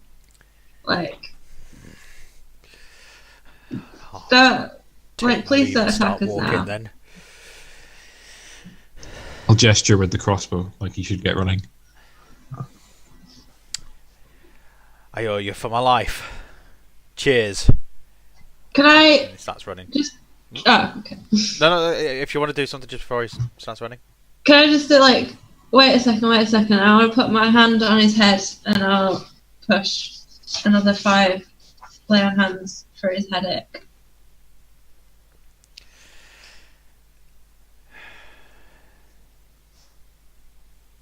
I'm grateful. But I don't think that'll cancel anything out, will it? I'm sorry. And he turns and starts jogging away, making sure he doesn't get hit by Airden. I do have range of up to 320 feet on my crossbow. Run fast. Okay, I turn back to the group, clutching Xander, looking almost teary. Shall we go then? Yeah. Come on then. Okay. Simon, are you gonna come with us to Saris? Simon, at this point, suggests that perhaps he should go back and make sure that no matter what happens, there's someone there guarding the Citadel region. Okay. Wait, Simon. We need to. we needed to have had a talk, but we've just had like a 2-day journey with him. So can we say like we have had that talk? Yeah, we can do. Because I need to like talk about his uncle, and that I need to go out and find his uncle, and all that stuff. Yeah. What we'll do then is we'll dissect the details of that conversation next session. Yeah. Okay. Then, like, we'll be able to like just quickly flash back to that and stuff. Yeah. So, Anakis, led by Tia and Von, heads towards a standing stone archway. It is angled at a southwesterly direction, or northeasterly direction. Sort of that way angled. And Tia and Von assure you that going through this one, you can get straight to Tharansara. Okay. At any point, does Amy? Do you know? Are you constantly like holding Xander? Are you? Yep. Right. You're not like leaving him on the cart unattended or anything. Okay. He is firmly in my arms the entire way. I feel thoroughly responsible for this. Can I like kind of gently kind of approach you and be like, he might have something in his pockets or on his person that can help. I feel like we should check. We should search him, and he could have some sort of something that gets rid of poison. I don't know. It's worth a look.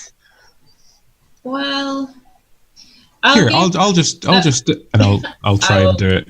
Slap your hands away. It's so fast. Can I give his coat a little bit of a squeeze? Like, I'm not going through his pockets, so I'm just kind of like, that feeling around the outside just to see if just patting him down. Yeah, kind of. His coat is slightly hardened leather, rather than a very like thin drapey leather. It's leather armor, but in a long trench coat form. There are loads of pockets. There are knives stacked on top of knives in this coat. Feeling around, it's basically the coat is half armor, half scabbard. Right. Okay. Nothing like Persian vials or anything like that. You do find that there is a pocket full of small clay tiles. These clay tiles having different runes on. Okay. Do I recognise any of them? Well, alright, I'll take them out. I mean, he doesn't know. I'll take them out and I'll put them back. That's fine. See, that's the thing as well. Is he unconscious? He is. Right, okay, that's fine. I didn't know if he was like paralysed, but like was conscious or what. Oh yeah, that's a good point. But he's unconscious. Okay. I take out one of the tiles, and do I recognise? The tiles look very similar to what Torn used. Mm. To create that portal thing. He crushed up a clay tile, sprinkled the dust of it around. Interesting. Okay. I put it back in his pocket. And then look at it. Did I see Amy do that? Probably sneaky. I was just, you stood right there. So. Yeah. And then I look at Ed and feel like, I don't think he has anything useful for his condition right now. But good shout. Like, that was, good call. Well done. Yeah.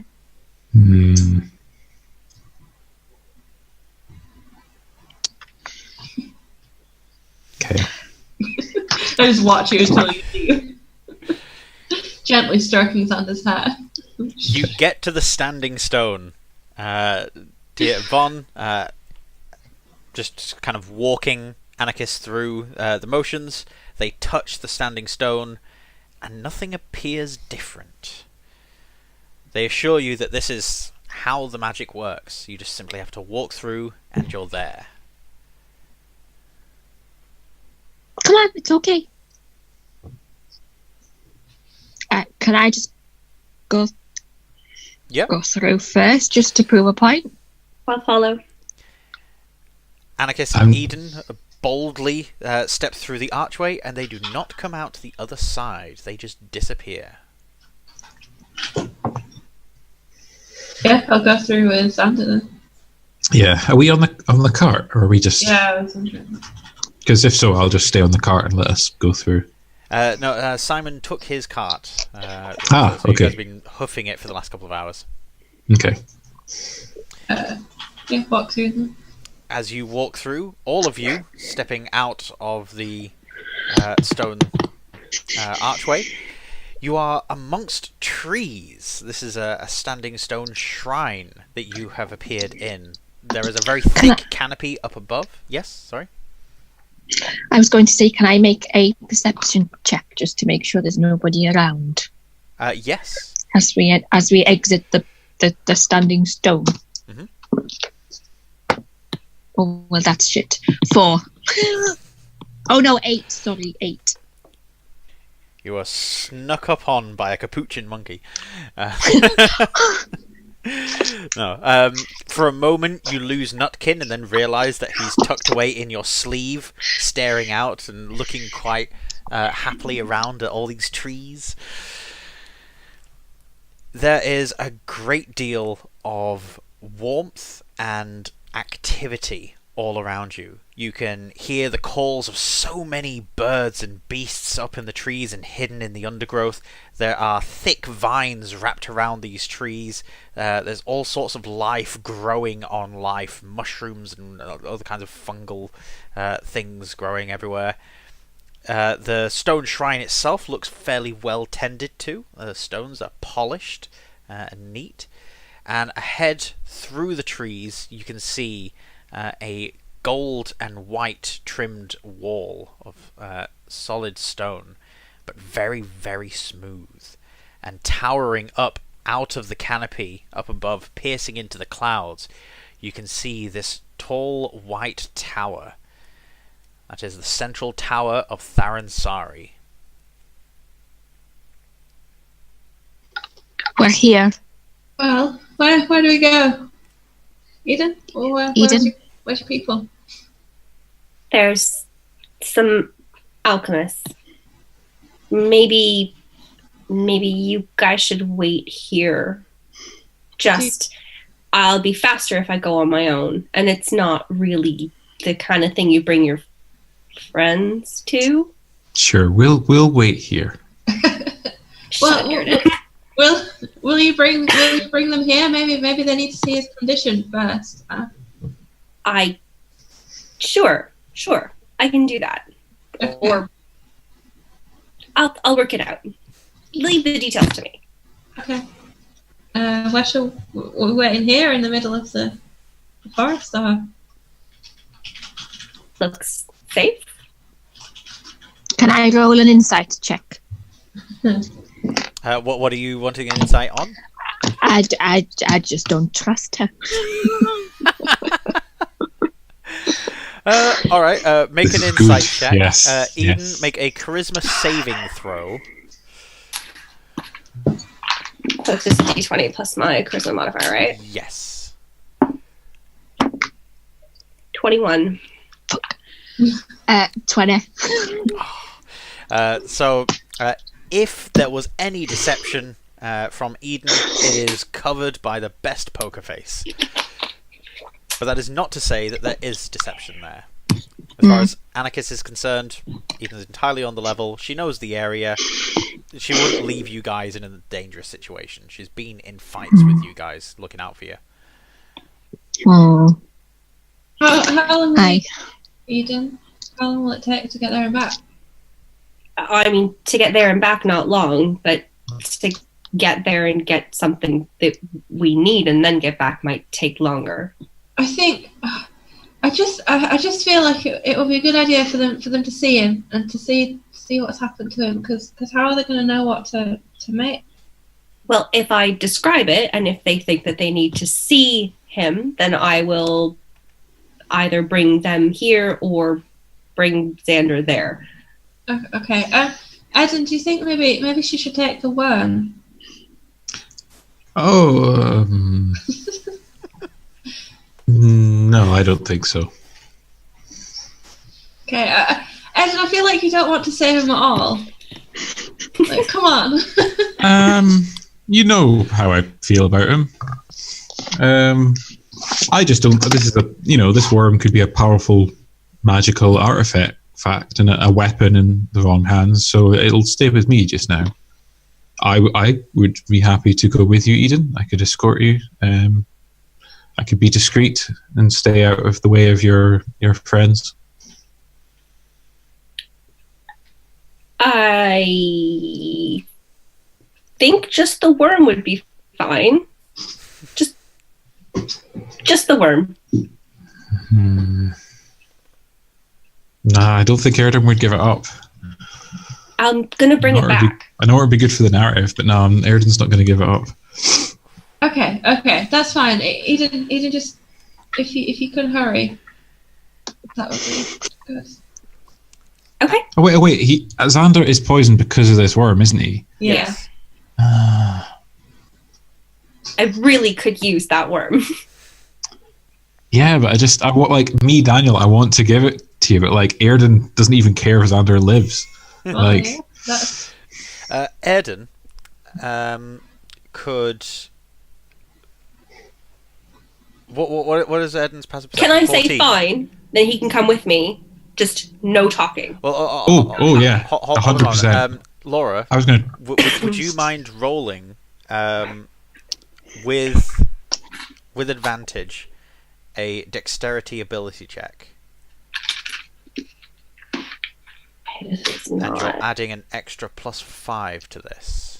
Ooh. Wow, that's not great. 6, 7, 8, 9, 10, 11, 12.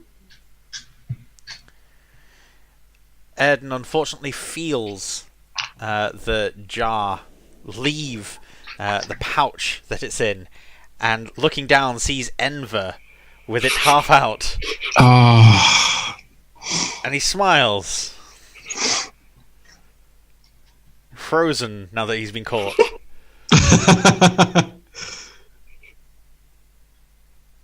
I don't do anything. I just watch. I just look at him and just look at Eden. I go, fine. Take the thing. Take the worm. Thank you. Yeah. Give a little high five. I am 100% going to try and follow them from a distance, though. All right.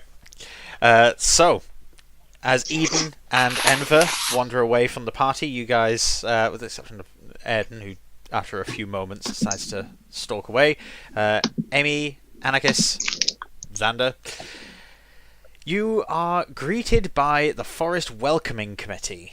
That is a whole bunch of snakes and birds perching on branches and leaves nearby, just sort of getting a bit close for comfort.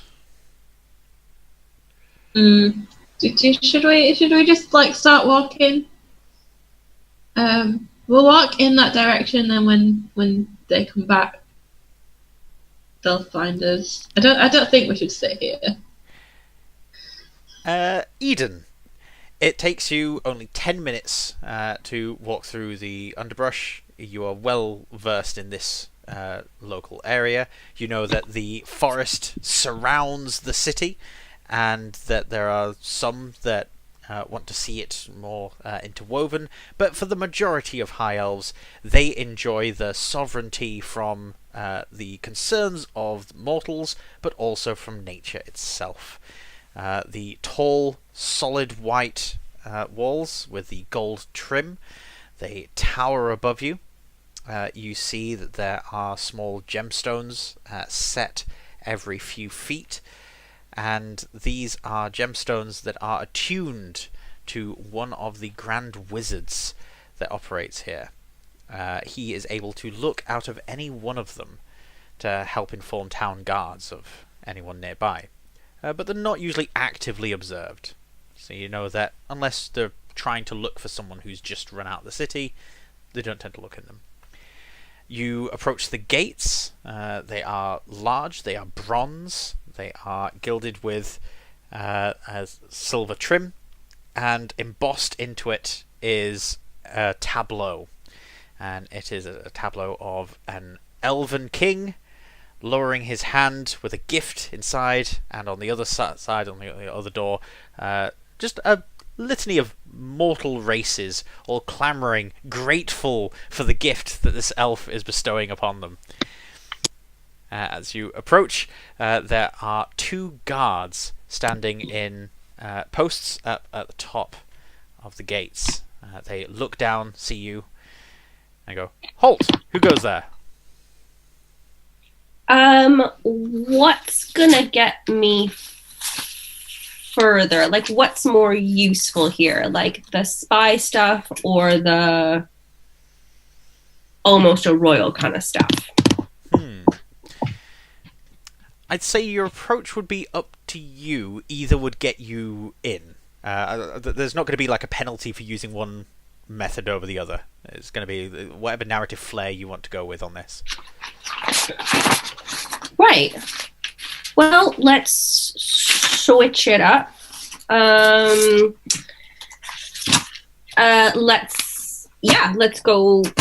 go with the lady then. I have like what is it called? Disguise self or whatever. Does that work to just? I know that, but I can also use it to change into other people. But can I use it? Yeah, I can make myself look different, right? That's all. That's all it is, right? Yeah. Okay. Yeah. So I don't know, whatever dirty travel clothes I'm wearing. I change that into something that's like, that just makes me recognizable as a whatever. After just a brief moment, real fancy. Oh, I'm terribly sorry. I didn't mean to halt you in your daily movements there. Allow us to open the gate, my lady. Thank you. He gives a yell back, and after about 20 seconds, the gates slowly get pulled open. As they open wide, you see the city streets of Tharansari. They are clean, they are fragrant. There are bouquets of flowers hanging from baskets every few inches, it seems. It's like there's just rows of these things. Small, carefully cultivated trees. Most of them are like a bonsai variety. And the front gardens of many of the houses. There are people carefully walking about in fine gowns, greeting each other civilly, and discussing trivial matters, such as the weather. No one really pays you any heed as the gates are open. There's no market stalls or any rabble. There's no livestock being driven through the city. This is a place of culture. Love it. Yeah, this sounds amazing. The forest sucks.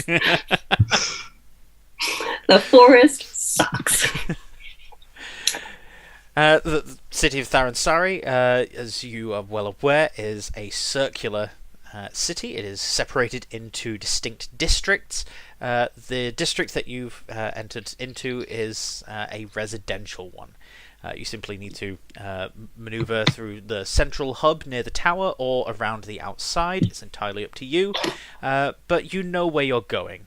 You know that you're heading towards one of the industrial districts. It's a place where there's a lot of storage that goes on, but it's still nice and neat and secure. Lots of guard activity to keep things safe and stop poachers and thieves and stuff from trying to do anything. But this is also where you get a lot of the crafts people that make like potions and things, and craft spell scrolls. And that's where you would need to go for something like Xander. Another section of town that you'll be interested in is the what's colloquially known as the Nobles District, but strictly speaking, the name of it is that of the Cloud Hand. The Cloud Hand is where all the people who you need to know live. The hand people of the king and queen, of the princes and princesses that would come and go.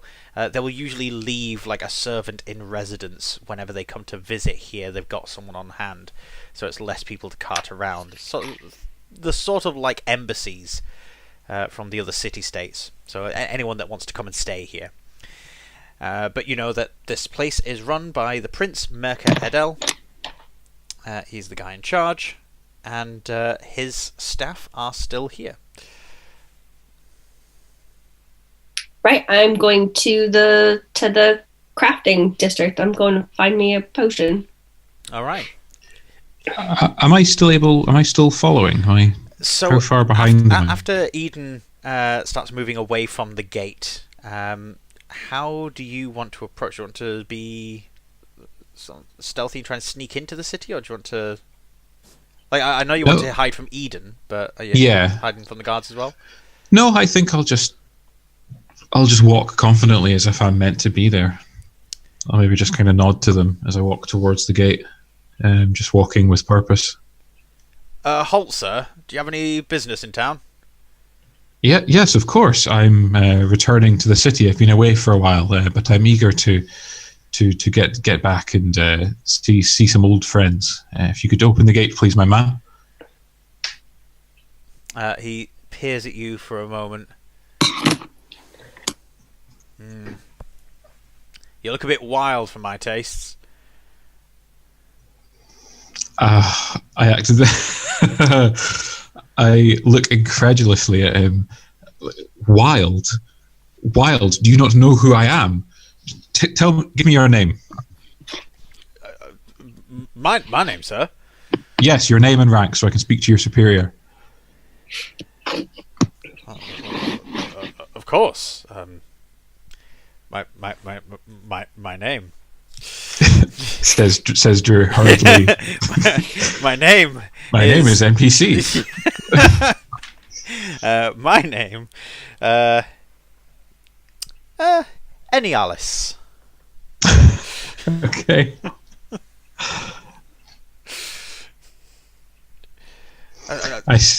Elialis, I've been a guard here for years. My superior holds me in high esteem. I'm sure he does, and you're right to question those people who you may be suspicious of, but I can assure you that if your superior were to hear that you'd stopped me at the gate from simply wanting to re-enter the city, I think he may have to have words with you. Now, please, let me go about my day as I intended. Your choice of either intimidation or persuasion. Oh, what am I better at? Oh, both the same. Oh, fuck. It's a 2. As I said, sir, I'm sure my superior would fully support my choice in stopping someone in your attire from entering the city. We don't want to upset the locals now. So if you have your finery to hand, I recommend you find a bush to hide behind and get changed, or I'm going to have to deny you access to the city, sir. I'm terribly sorry. I'm sure, should you belong here, that you would be well aware of the dress code. No. Oh well. I just kind of like, this is just shocking. Someone will hear of this. And just walk away. I don't have anything to change into. I don't have any way to clean what I have on. All right. I'll maybe just walk off around the side of the walls or something. Okay. I guess that's it. The walls are about 13 feet high. I'm not that bothered about. I would like to follow, but I don't want to make it a huge thing, me trying to get in and going over the walls and everything. I think I'll just give up and wander kind of back towards where I think Anakis and Amy are. All right. We'll stick with Eden just now, and then just get back to Amy and Anakis and Airden in a moment. So Eden, as you're leaving the main residential district, passing through one of the others, you pass through a gatehouse much like the entrance to the city itself. There's a lot of homogeneity and regularity. While there's a lot of artistry in the architecture, there isn't a lot in the way of diversity. So identical gatehouse leading to a different bailey of the city, and you're passing a whole lot more people, some of which you recognise, and some who recognise you give you a... Oh, in fact, no, you're disguised, aren't you, as someone else? Oh, No. Do you drop the face disguise? Yeah. Okay. So they'll recognise you, they'll give you a courteous nod, and one in particular will come up and address you. Now, this is someone who is below you, way below you in station. This is a servant in attendance of... names are buggering me at the moment. You're betrothed. He didn't have a name. Did he not have a name? No. Well, there we go. You're betrothed. Shit. That was important, wasn't it? Oops. Let's call him... Eric.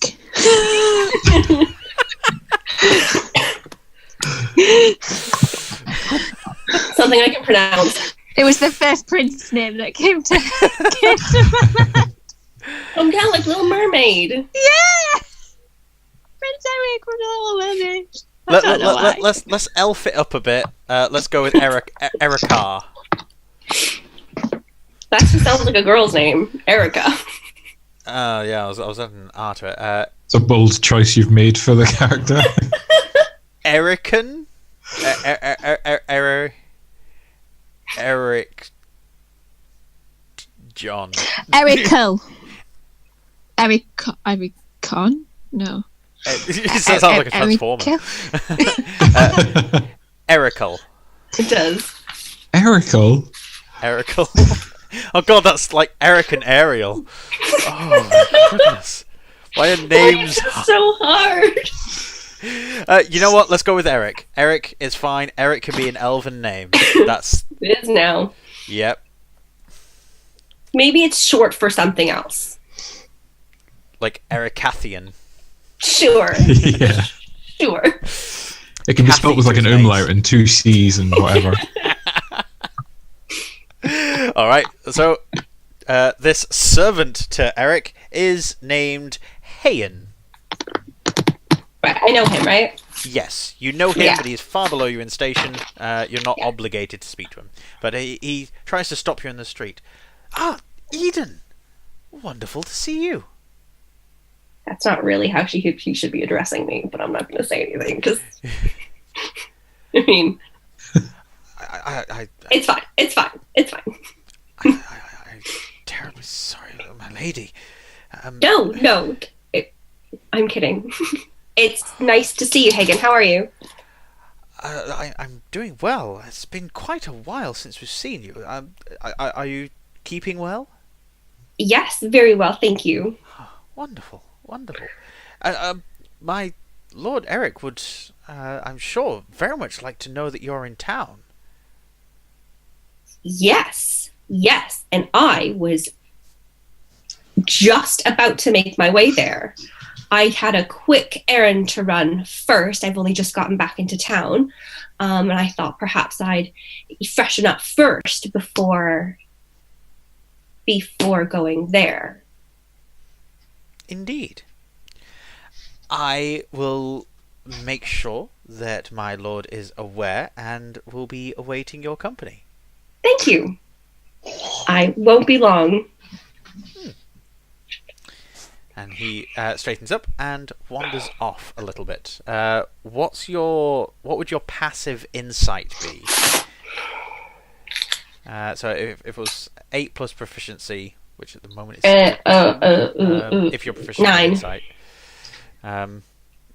Okay, so you're not proficient in insight. No. Okay. So yes, he just wanders away. As you see him wander, you notice that he surreptitiously picks a flower from one of the baskets and tucks it into his sleeve. A bit of a no-no in elven culture. Okay, that's weird, but okay, right. That's okay. We're in a bit of a time crunch. Okay. I'm gonna walk briskly. You hurry up and Gracefully but briskly. Like a fast swan.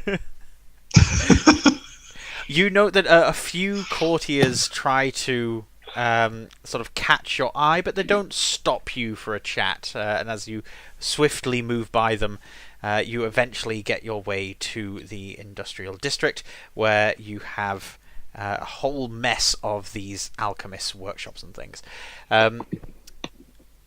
This isn't something that I recall us fleshing out with your backstory at all.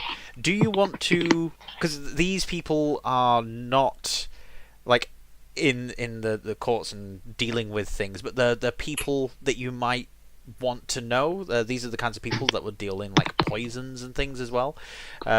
So is there one in particular that you want to know? Or is this going to be like a just walk into a shop, any random guy? No. I mean, there has to be somebody that I would know specifically suited to something like this. Yes. They said someone who would be making poisons and antidotes, that Yes. kind of person. So you know Valanthe. She is someone who runs a very small shop. She gets not a lot of business inside the city. She, in fact, does a lot of exports, which earns her the ire of her local contemporaries.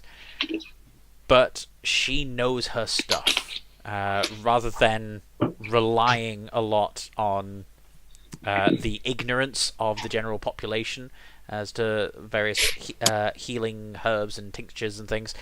She deals in actual cures and poisons and things, rather than snake oil.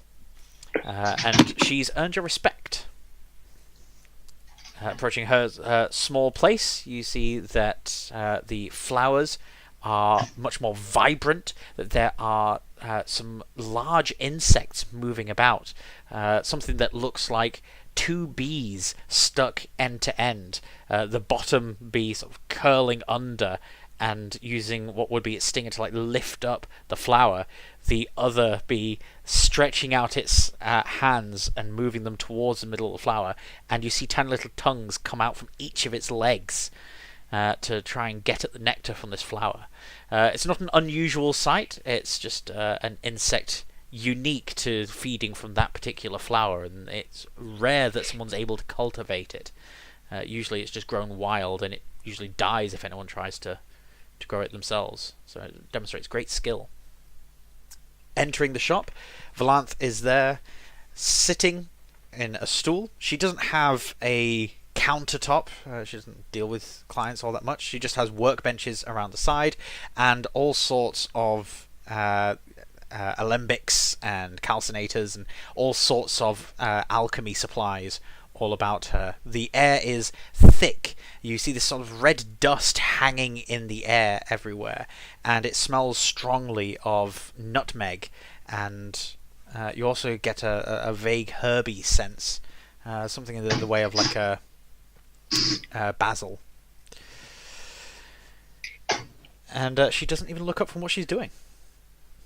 She hears the door open, and she just carries on messing about with the chemicals on the counter. But I'm gonna walk over. I'm gonna put the worm down and see if she's. I'm poke it so it's like under her nose. Slide it over. She reacts with a start. I mean, I don't normally get something like that pushed in front of me, but when I do, normally someone has an intention. An antidote.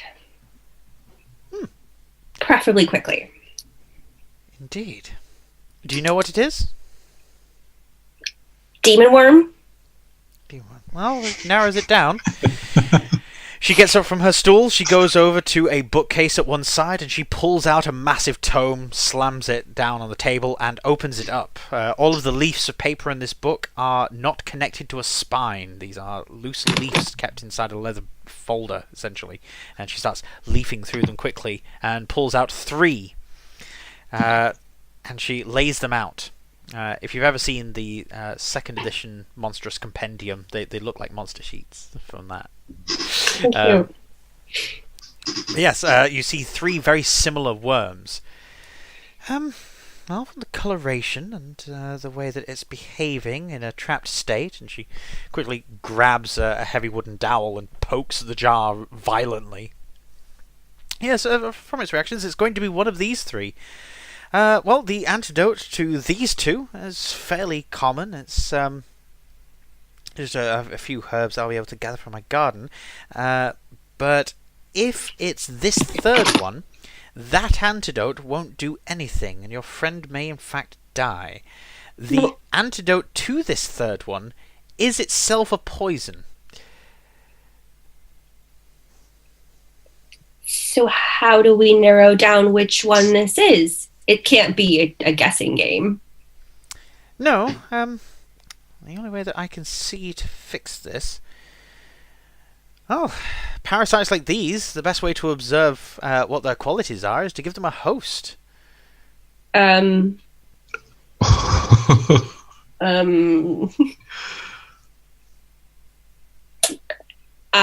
saw it in action, if that helps. Oh, that would help narrow it down, yes. Okay, then I'll describe the human and the face and the grey eyes and the cuts and the... Ah, that's good. That does narrow it down. So it's not one of these 2 with the common herbs. So this one, she sets it aside. So we've got either poison or the thing that will kill him, but it's not poison. Well, thankfully we've managed to narrow it down. It's not someone that you like, is it? He's alright. Oh. Damn, they're usually the best. Well, if I have a look at the symptoms, I might be able to treat those until we're able to learn a bit more about this thing. But I'm going to need a couple of days, at least, and a few test subjects as well. I'm going to go and check my trap, see if I can get a fox or something. Shove one of these in it. Would it help if you saw him? I mean, he's currently just, paralyzed in the forest. But if you needed to go see him, we could...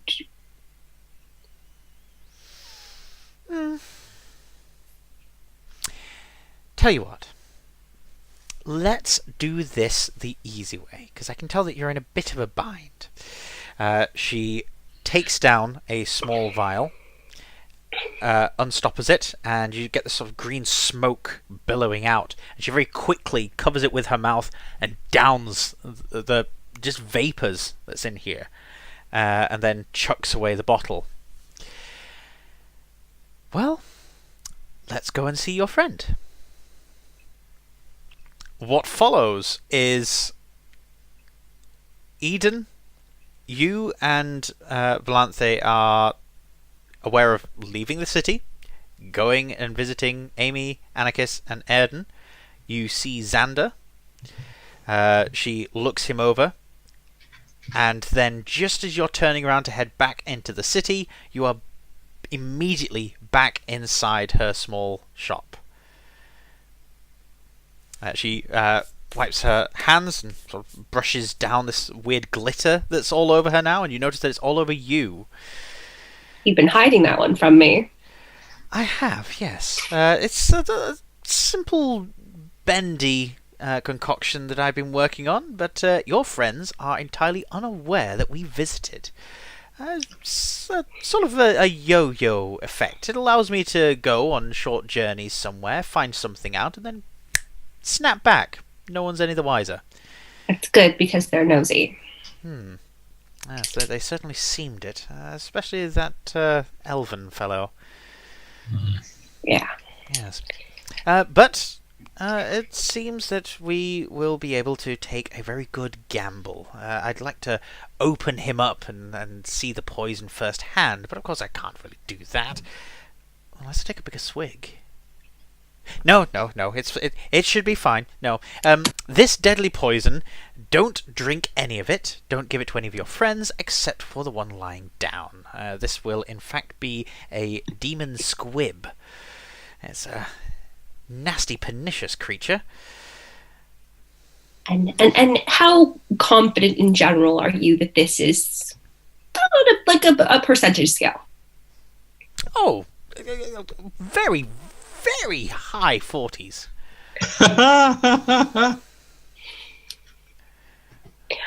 That's not 40% unsure and 60% sure. It's not the other way. If that makes you feel better. Okay, how long can he live like that? I mean, he's just paralyzed, right? Like, would he just starve to death eventually?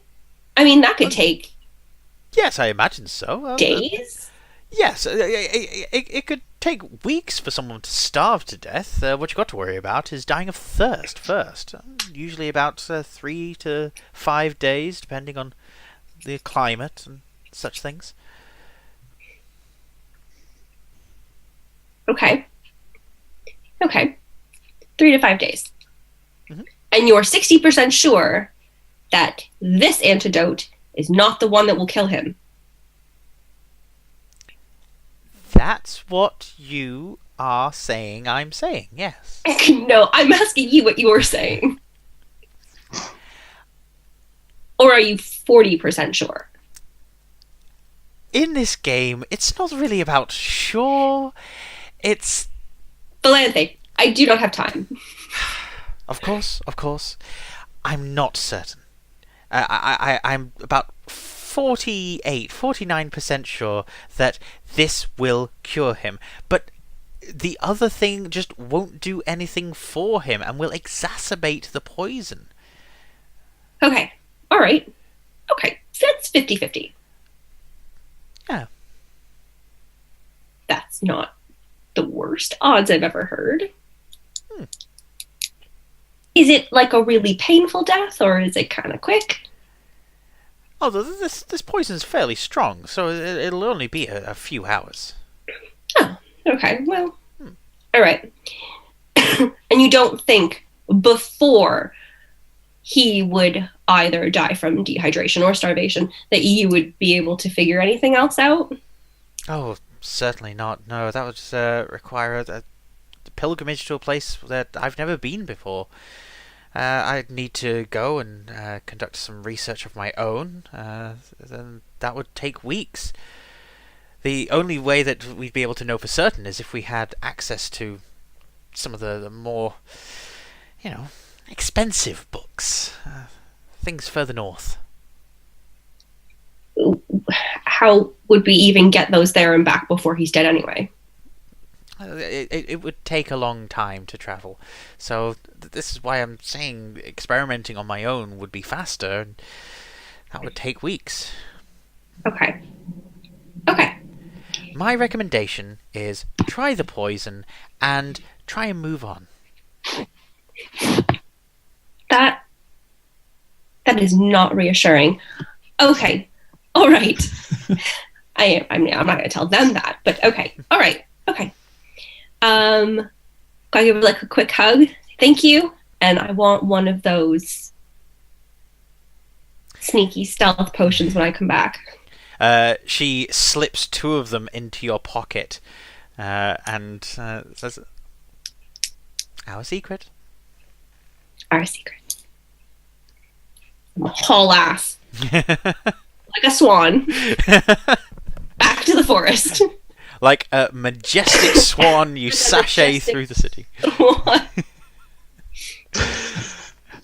As you reach the gate leading to the exit of the city, one of the guards sort of peering out of one of his arrow slits realizes that someone's approaching at high speed, turns around and looks at you.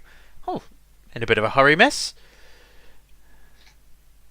Oh, just need some extra fresh air. It's a bit warm today. Oh, absolutely, madam. Would you require an escort, my lady? No, thank you. That's very sweet of you, but I won't be long. I'll be fine. All right, provided that you're all right with it. And they open the gates. Again, they slowly edge open, and you see that from this side, the side that you've seen many times, that there are large beasts hidden behind a low wall, pulling the gates open. They are being whipped by taskmasters. These large beasts are kind of like cows, but with a massive hump. It is a special elven beast that sort of rivals that of the... Yeah. You get milk, you get steak. They're good for long journeys. They also live for about 200 years, which is handy. But yes, you're able to leave and go to the clearing. As you are... I want to put my dirty travel gear back on. As you're heading out of the gate, what we'll do is we'll skip to Amy, Anakis, and Airden and see what they've been doing for the last hour or so. I think I've been talking to the animals and just sort of trying to keep them at bay.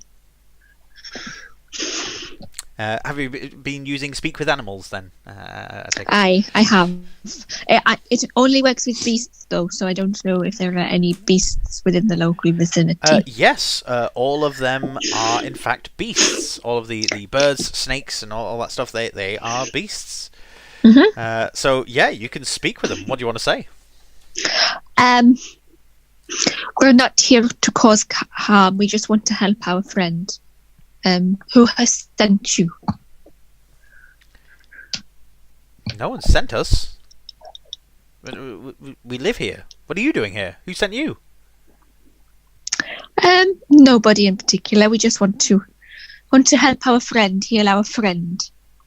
One of the snakes gets a little closer to Xander. Seems a bit worse for wear. Just a little bit. Has anything been going on in these forests recently that you've noticed? Well, one sees things. One of the birds up above just goes, "Oh, quiet you. Nothing really has been going on in the forest. Just the usual moving back and forth of the taller folk." I sort of sit down and try and make myself look like I'm just sort of... I'm not... what's the word?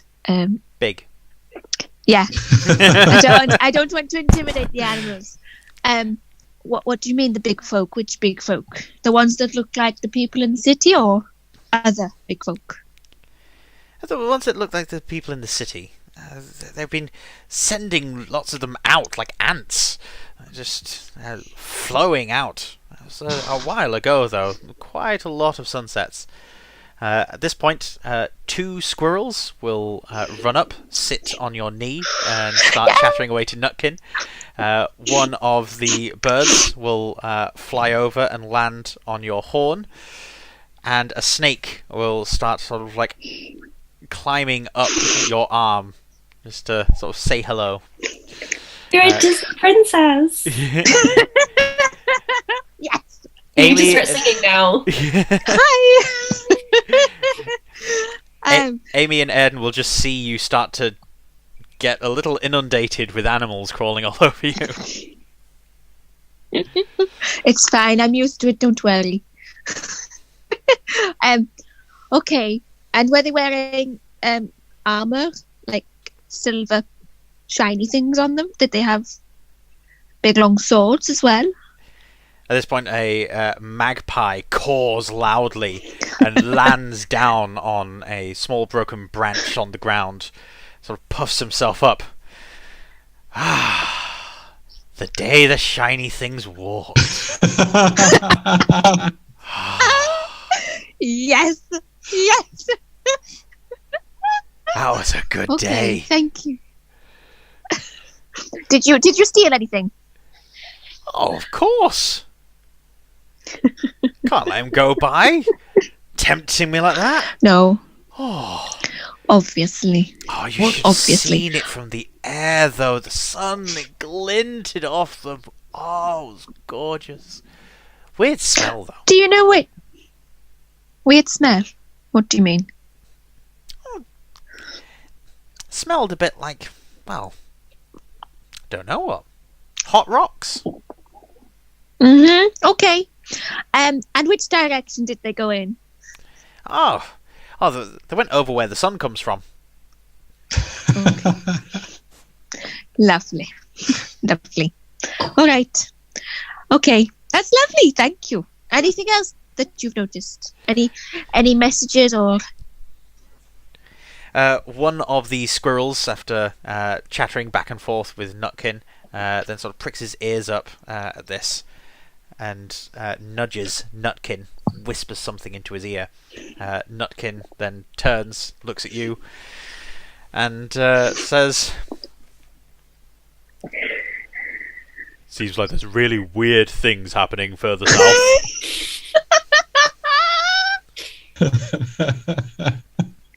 Yes. All of these squirrels came from down there. Oh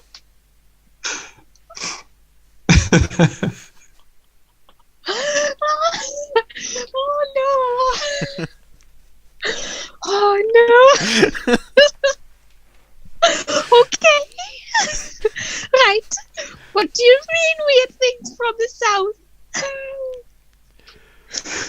Mainly things moving around is what they're saying.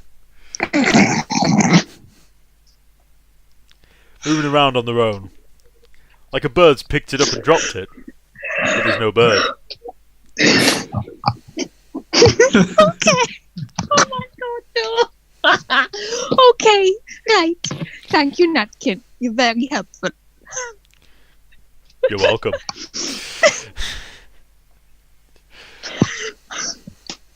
I'm done.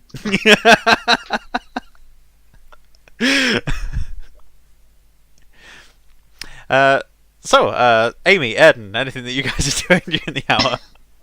What do we hear, like, all that time? All that time, you will be hearing, like, bird calls and chattering and stuff, and from the snake, just sort of like the occasional hiss. And from Anakis, you'll hear this weird chirping, which seems like just a universal language for whatever she's talking to. But like she's just sort of like rolling her tongue back in her mouth and just sort of chirping. I just wanted to know if like we were hearing like one side of a conversation type thing. But that's okay. I don't know. I'm watching Xander carefully, looking for an opening for if Amy's going to get, distracted by something at some point. I'm quite annoyed that I couldn't get in the city. And smother him with a pillow. I genuinely was thinking that earlier on. Like, do we have pillows in this universe? Would that work? Like, yeah, pillows are a thing. There are some very large, fluffy mushrooms that you could just break off one of the trees and just. I mean, even just my sleeve, like we could make it work. Can I, since we clearly are just waiting here now for him to come back, I lay Xander down like in the grass and just sort of get a cloth out, pour some more water skin onto it, like dab at his forehead, like kind of try and, I don't know, look after him and wait. As Eden charges across the grass, looking like her normal self, she holds in her hands a flask. You are now all together again. You did it? You got something? I did get something. It's almost certainly likely to work. Okay, that doesn't sound like you don't. Here's the problem, though, that without weeks of study, the exact species of worm can't be determined, and by that point, Xander will have already died of dehydration or starvation. So there was a bit of a chance that we're taking. Not gonna lie, it probably might not kill him, but it might. Ooh. Airden kind of perks up. Oh well, it's the only chance we've got. Guess we need to give it a go. So what? This is an antidote. No, it's also a poison, but it's a poison that counteracts a poison. Right. Can I cast? I'd like to cast Detect Poison and Disease, please, on myself. Oh, detect poison and disease on yourself. Yeah. Right. Okay. Double check there is sense of presence and location of poisonous creatures and diseases within 30 feet of you. You also identify the kind. Okay.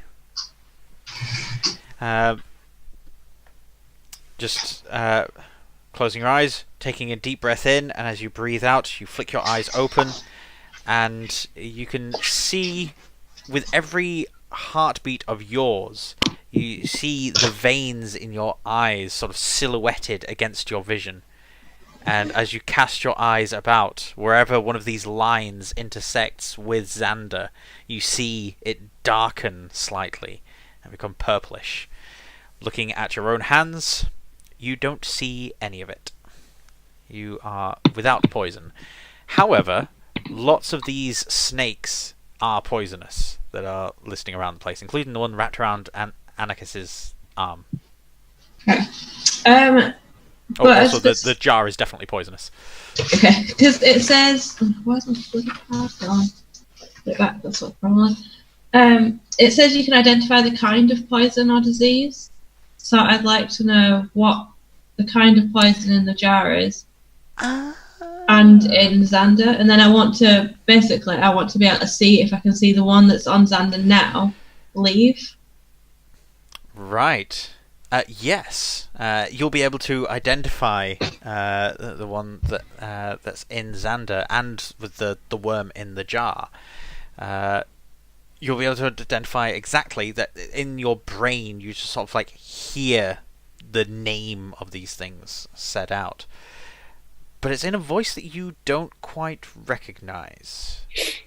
It's a man's voice, and he tells you Unther is the name of the worm, and Mortal's Bane is the name of the poison.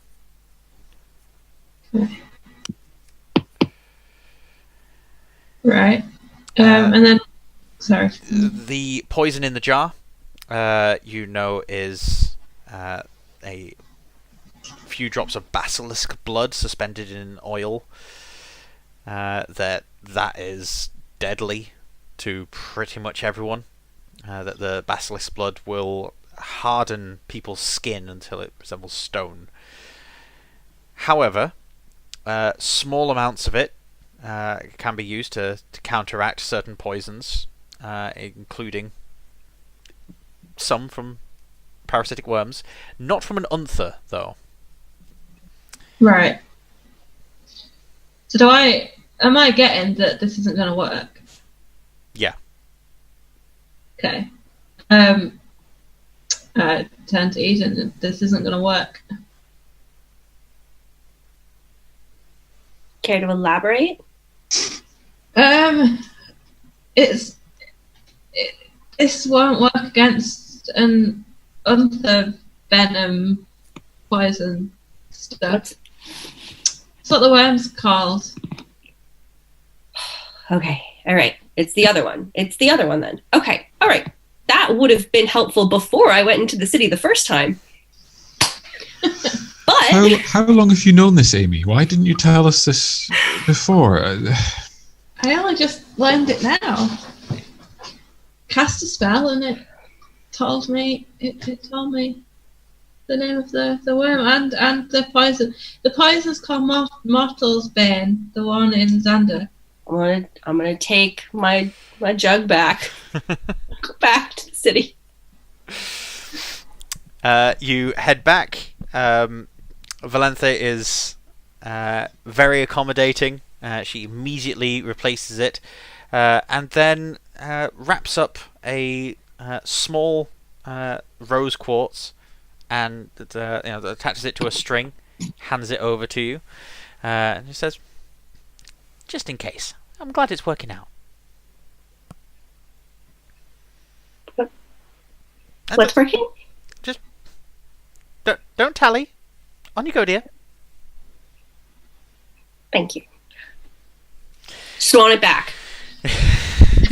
You race back, and you now have what is essentially sludge in a small jar. This is a very simple herbal remedy. A lot of people mix this up in their back gardens. It was given to you by Bloodhunter for free because it is dirt easy. This is like mashed up dock leaves level. What? You just gotta like smush Should I it. hold it up to Amy? Right. Do I need to cast a spell again? How long does that take? The I've only got it for 10 minutes. concentrate. Yeah, you can cast it as a ritual, so you can just take 10 minutes to cast it, Oh, it doesn't use a spell slot? and it doesn't use a spell slot. Oh, could I have done that the first time as well? Yeah, we could. Yeah, we'll hand wave and say that that's what you did. Right, okay, I'll do that again, and then look at it. Yeah, this is not a poison, not a disease. This is the kind of thing that Mortal's Bane is cured by. The Oh! problem being that these worms tend not to leave really like volcanic areas, and these plants don't grow near volcanic areas. Thumbs up. Can I nod, and then can I take it off of Eden? My poison. My antidote. Not your poison. What do you mean it's your poison? My antidote. Just... Please, Eden. It's my fault that it got in him. Fine. Fine. I take the antidote, and then what do I have to do? Like, rub it on him? Yeah, he needs to ingest it. You have an idea of how to apply it. Okay. So yeah, you give him some of it, and his eyes slowly flutter open. Are you okay? His eyes can't seem to focus on anything.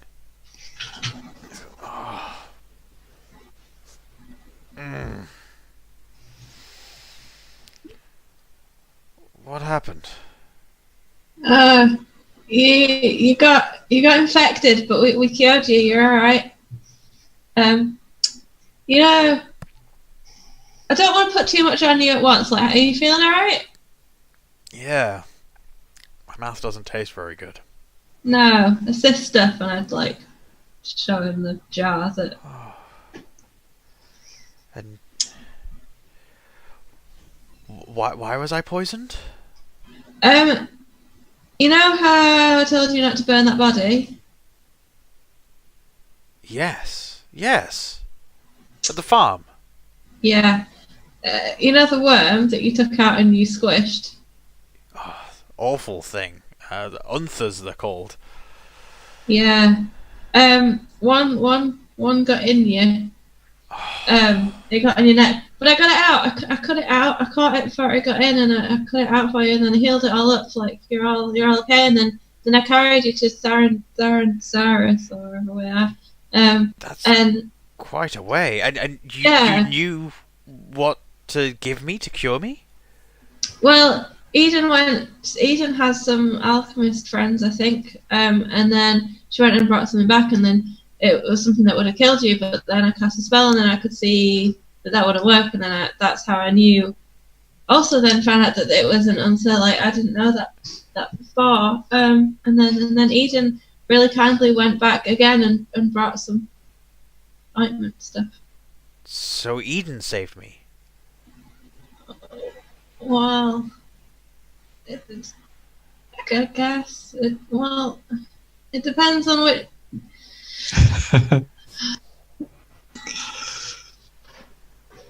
It was a team effort. Except for Airden. Yeah, Airden was kind of trying to kill you, but. Just to interject, when I saw that he was awake, Airden just walks off into the forest and you just hear him screaming in Elvish. Probably a lot of shit that he disagrees with, but this is just like the final straw, seeing him alive. We're so close to him being dead. Sorry, carry on.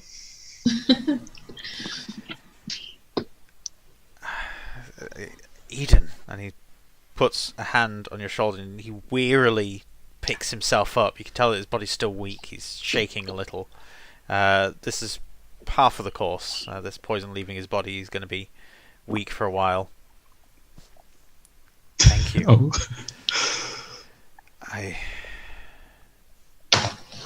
I owe you my life. And if I can protect you in any way, I will. You should rest. This is not fair. Maybe get something to eat. As he nods, he drops his hand from your shoulder. As he's about to turn, you hear this massive thunderous crack. A bolt of lightning shoots down from the sky and strikes the top of Xander's head. He is struck still for a moment and then falls down to the ground, smoke steaming from his body. I'd be like, you've got to be fucking kidding me. Demon, is he while he's like is he just on the floor? He is just on the floor. We need to tie I immediately snap out of being pretty unhappy about that whole situation. We need to tie him up because that might be the thing back. Someone do something. Okay, start tying him up. No one's tying him up. I start tying him up. I'll tie him I'm up. still in the forest. I guess lightning was like with thunder as well, right? Like it was obviously a loud. Yes, there was a loud boom. Right, I'll run back. Yeah, I tell all the animals to help. I can imagine Airden running with a smile on his face, like, oh yeah. Anakis rallies the animals into action. There's a whole bunch of the birds sort of fly over, try and help hoist him up. As he's being helped up by a few of the snakes, sort of wrapping around and hauling with the sides of their bodies to try and lift his legs up. And they manage to get him standing in sort of like a scarecrow position. All these animals just holding him up. Why? He's just going to kill the animals. We need to tie him up. I'll help tie him up. Yep. So, Eden, I Amy, you guys managed to get him tied up. But within a few seconds of you guys managed to tie him, you see that his eyes open, and there's this bright, piercing blue shining out of his eyes. It's almost like hooded lanterns shining light out. You can see his entire body as just sort of relaxed. His shoulders drop, and his face becomes a little less rigid. And he moves his mouth to speak. You, Amy? And he peers in close to you, Airden. I just solemnly go, yes. No! Push Airden out of the way. No! I'm Amy. Why? What? Are you okay? Xander? Yes. Xander? I am not Xander. I am Shenael. Okay. Who? You're not okay. Why are you in Xander's I body? needed a vessel to accommodate my being. Someone accustomed to holding cosmic entities like myself. I found Xander nearby. Makes sense. What were they called? Shenael. Shit.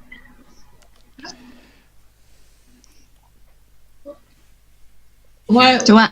I'm Amy. Why? Why are you asking? You know of your destiny, your purpose.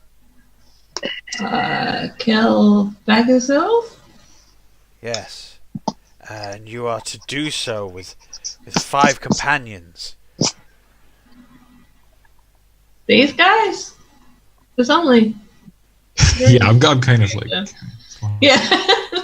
And, I mean, Xander, I guess Xander's far, but...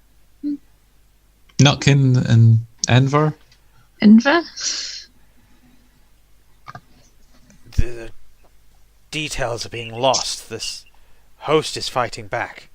Oh, look, right, just give me all of it. Like, whatever you tell me. I'm all ears, like, just... As he starts telling you about his arduous journey and the fact that he's here to warn you there is danger afoot, that there is a change to the prophecy. The future is unwritten and it is being changed as we speak. There is a danger as you are about to be... And then the eyes dim. Xander quickly snaps out of it. Why am I tied up again? What happened? Eden, get me out! I'll go with time. Sorry. There was lightning, there was smoke, we thought. I step in the way. Maybe it's spot time. Between Eden getting to Xander. Listen, you were visited by another being again. We tied you up because you were struck by lightning, and we thought that it was Begazil coming back. Do you have any recollection of who was just inside your body? Was it not Begazul? No. It was... Oh, I already forgotten the name. Genial. That person. Does this mean anything to you? Who the... expletive. What? No. This is not making any sense.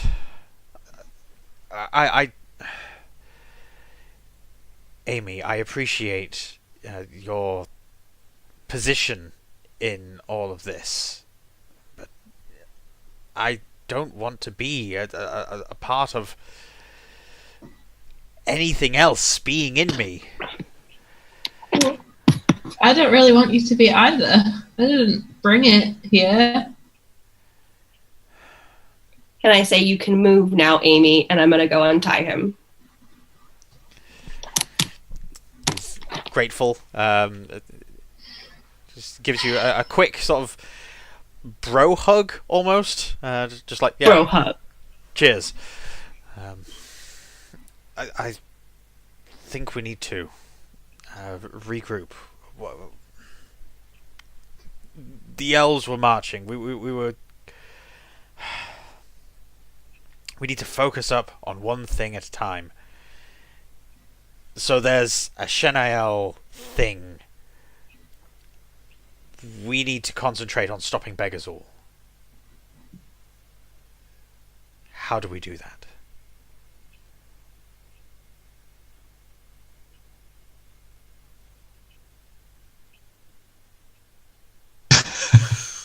I mean, you could ask me, but... You know. No, it's fine. Ask. I'm just going to sit here. I assumed he was talking to you. No, it's you and, you know, BFFs now. I'll sit here and think about, Getting salty. you know, all those worms I've been cutting out of people today. Looks like Amy's joining Team Kill Xander.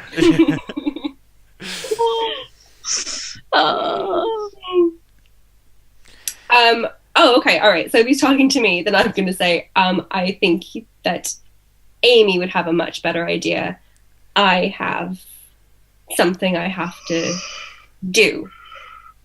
I just need to go back into the city, so you can work out a plan, and I'll be back as soon as I can. Right. Yes, that's...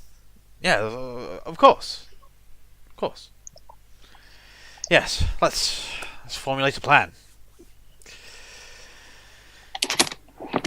Are you leaving yet, Eden, or are you staying just now?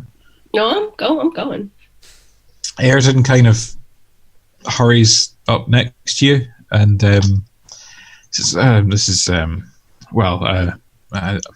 you see, well, okay, I would quite like to get inside the city for my own purpose, my own business, and it's stabby business. No, not of course, not among elves.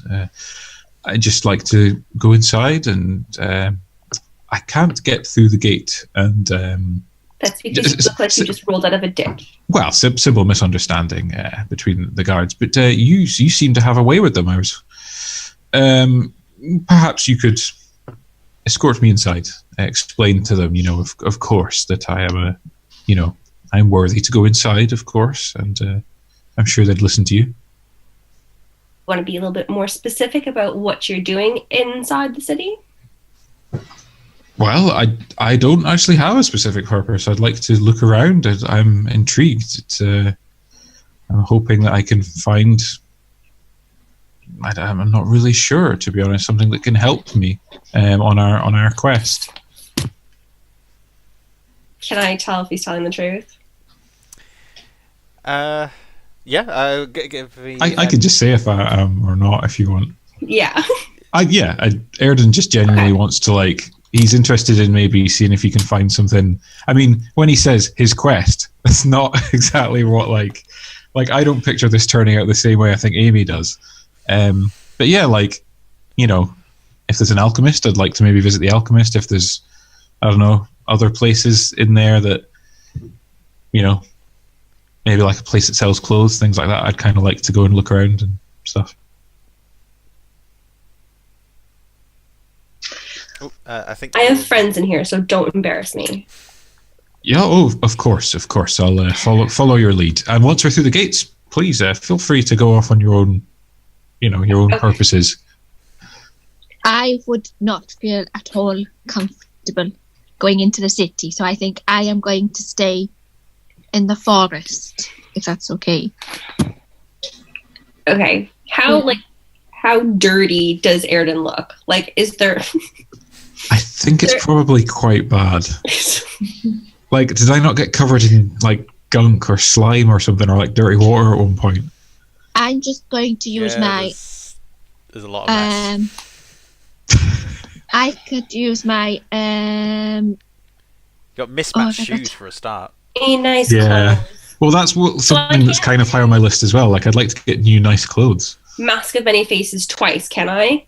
Can I use Mask of Many Faces, turn into, a noble elfin man, give those clothes to Airden, and then use it again? I just want to, I thought if I could explain to the guard that, look, I might be, I'm all, my clothes are dirty, but if I can get inside, that's where I can get nice new finery and things. But I don't feel like he's going to have much patience with me and listen to me. Mask of Many Faces, you can cast it at will, so you can change your face as many times as you want. Perfect. Okay. So, I'll whatever. It's a dude's body. I don't care. Naked dude in the forest. So I'll get the noble men's clothes. I'll give them to Airden to change into. Try and can you clean your face or fix your hair or something? Yeah, I try and. Yeah. Okay. This is so humiliating. It should be. He's cleaning his face and things and just grumbling to himself and just try to make himself look presentable, licking his putting his hair back behind his ears and stuff and trying to make himself look as good as he can. Okay. And then I'll change back into the nice stuff, and then you're gonna need to walk behind me. Okay, we can manage that. That's fine. Okay. All right.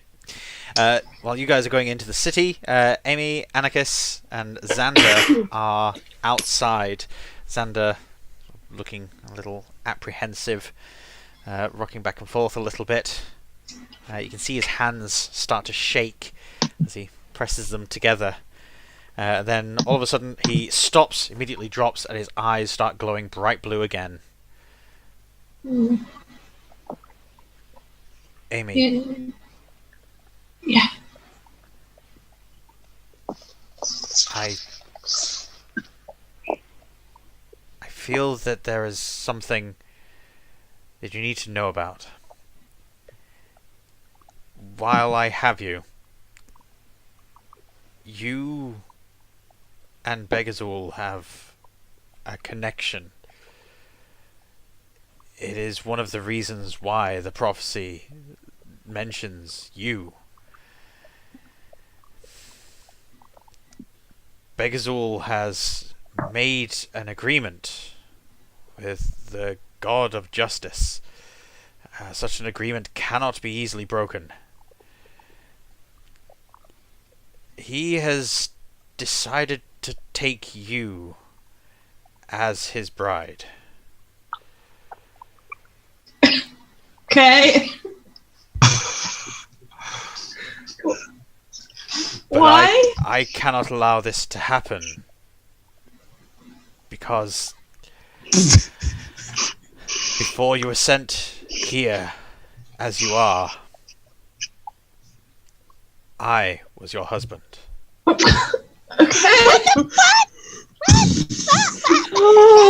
What the hell is going on? Shit, Amy? Sure. What? What? And I thought I had a confusing backstory. So, with Xander currently possessed by Shaniel and dumping all of this in Anakis's presence, Oh yeah. we are going to end the session there. Oh my god! So juicy. Oh no! I'm not sure if it's clear or not who Xander fancies. Oh God. Yeah. Oh. Thank you everyone for joining us. This has been episode 7.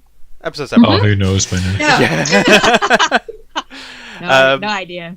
But thank you very much for joining us all. Next session, I believe, Laura, you're away in the home counties. Yep. And so we will be down at Eden. But much like when we were down at Airden, we shall press on. Airden and Eden will be off doing a thing, I suppose, and Airden will just get to come back and be like, "Oh yeah, we did a thing." I don't know. We'll work out the logistics, and we'll. Yeah, Eden's gone away to fantasy land for a while. But yes, we will be back in a fortnight. You'll be able to catch up with stuff on YouTube and all that kind of stuff, and sorting out the podcast. Yeah, I don't think there's anything in the way of announcements that we need to make or anything. No, I don't think so. Sweet. So yeah, go and check out the people that have always helped us out, like Figmenta, and go and congratulate them on the win. But for all the people doing our fan art and everything, and go and check everyone out on Instagram. I know that Laura's been doing a lot more dice sets and got these really cool new like dice coffin things.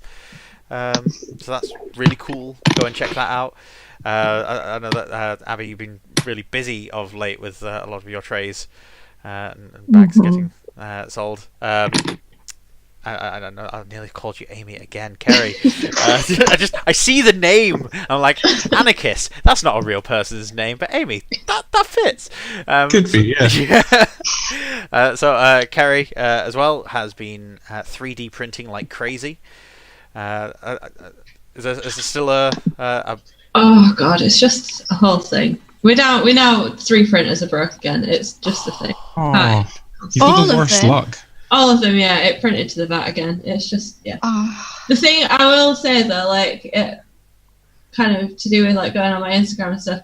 I am running a giveaway currently on my Instagram that involves both trade and tested and D.Taylor woodworking. Sorry, I messed that up. But it also includes, I think it's like 54 D&D creators' Instagram accounts, like just indie businesses, like all have come together to basically help me give away stuff at Easter, basically. So you just need to go on to my account, go on the original post, follow everyone, but I'm doing like spotlights so you can kind of follow people easier. And hopefully win stuff. It's like over 50 chances to win on each. Yeah, there's a lot of things. Mad. And even if you don't win, it's a great way to like find cool people to follow on Instagram. Yeah, it is. Like that type of thing. Because I found loads through the post as well. Yeah, Nice. it's awesome. Great. Awesome. So yeah, check us all out. We're all doing stuff, and we'll see you later on. Yes. Yeah. Bye. Bye.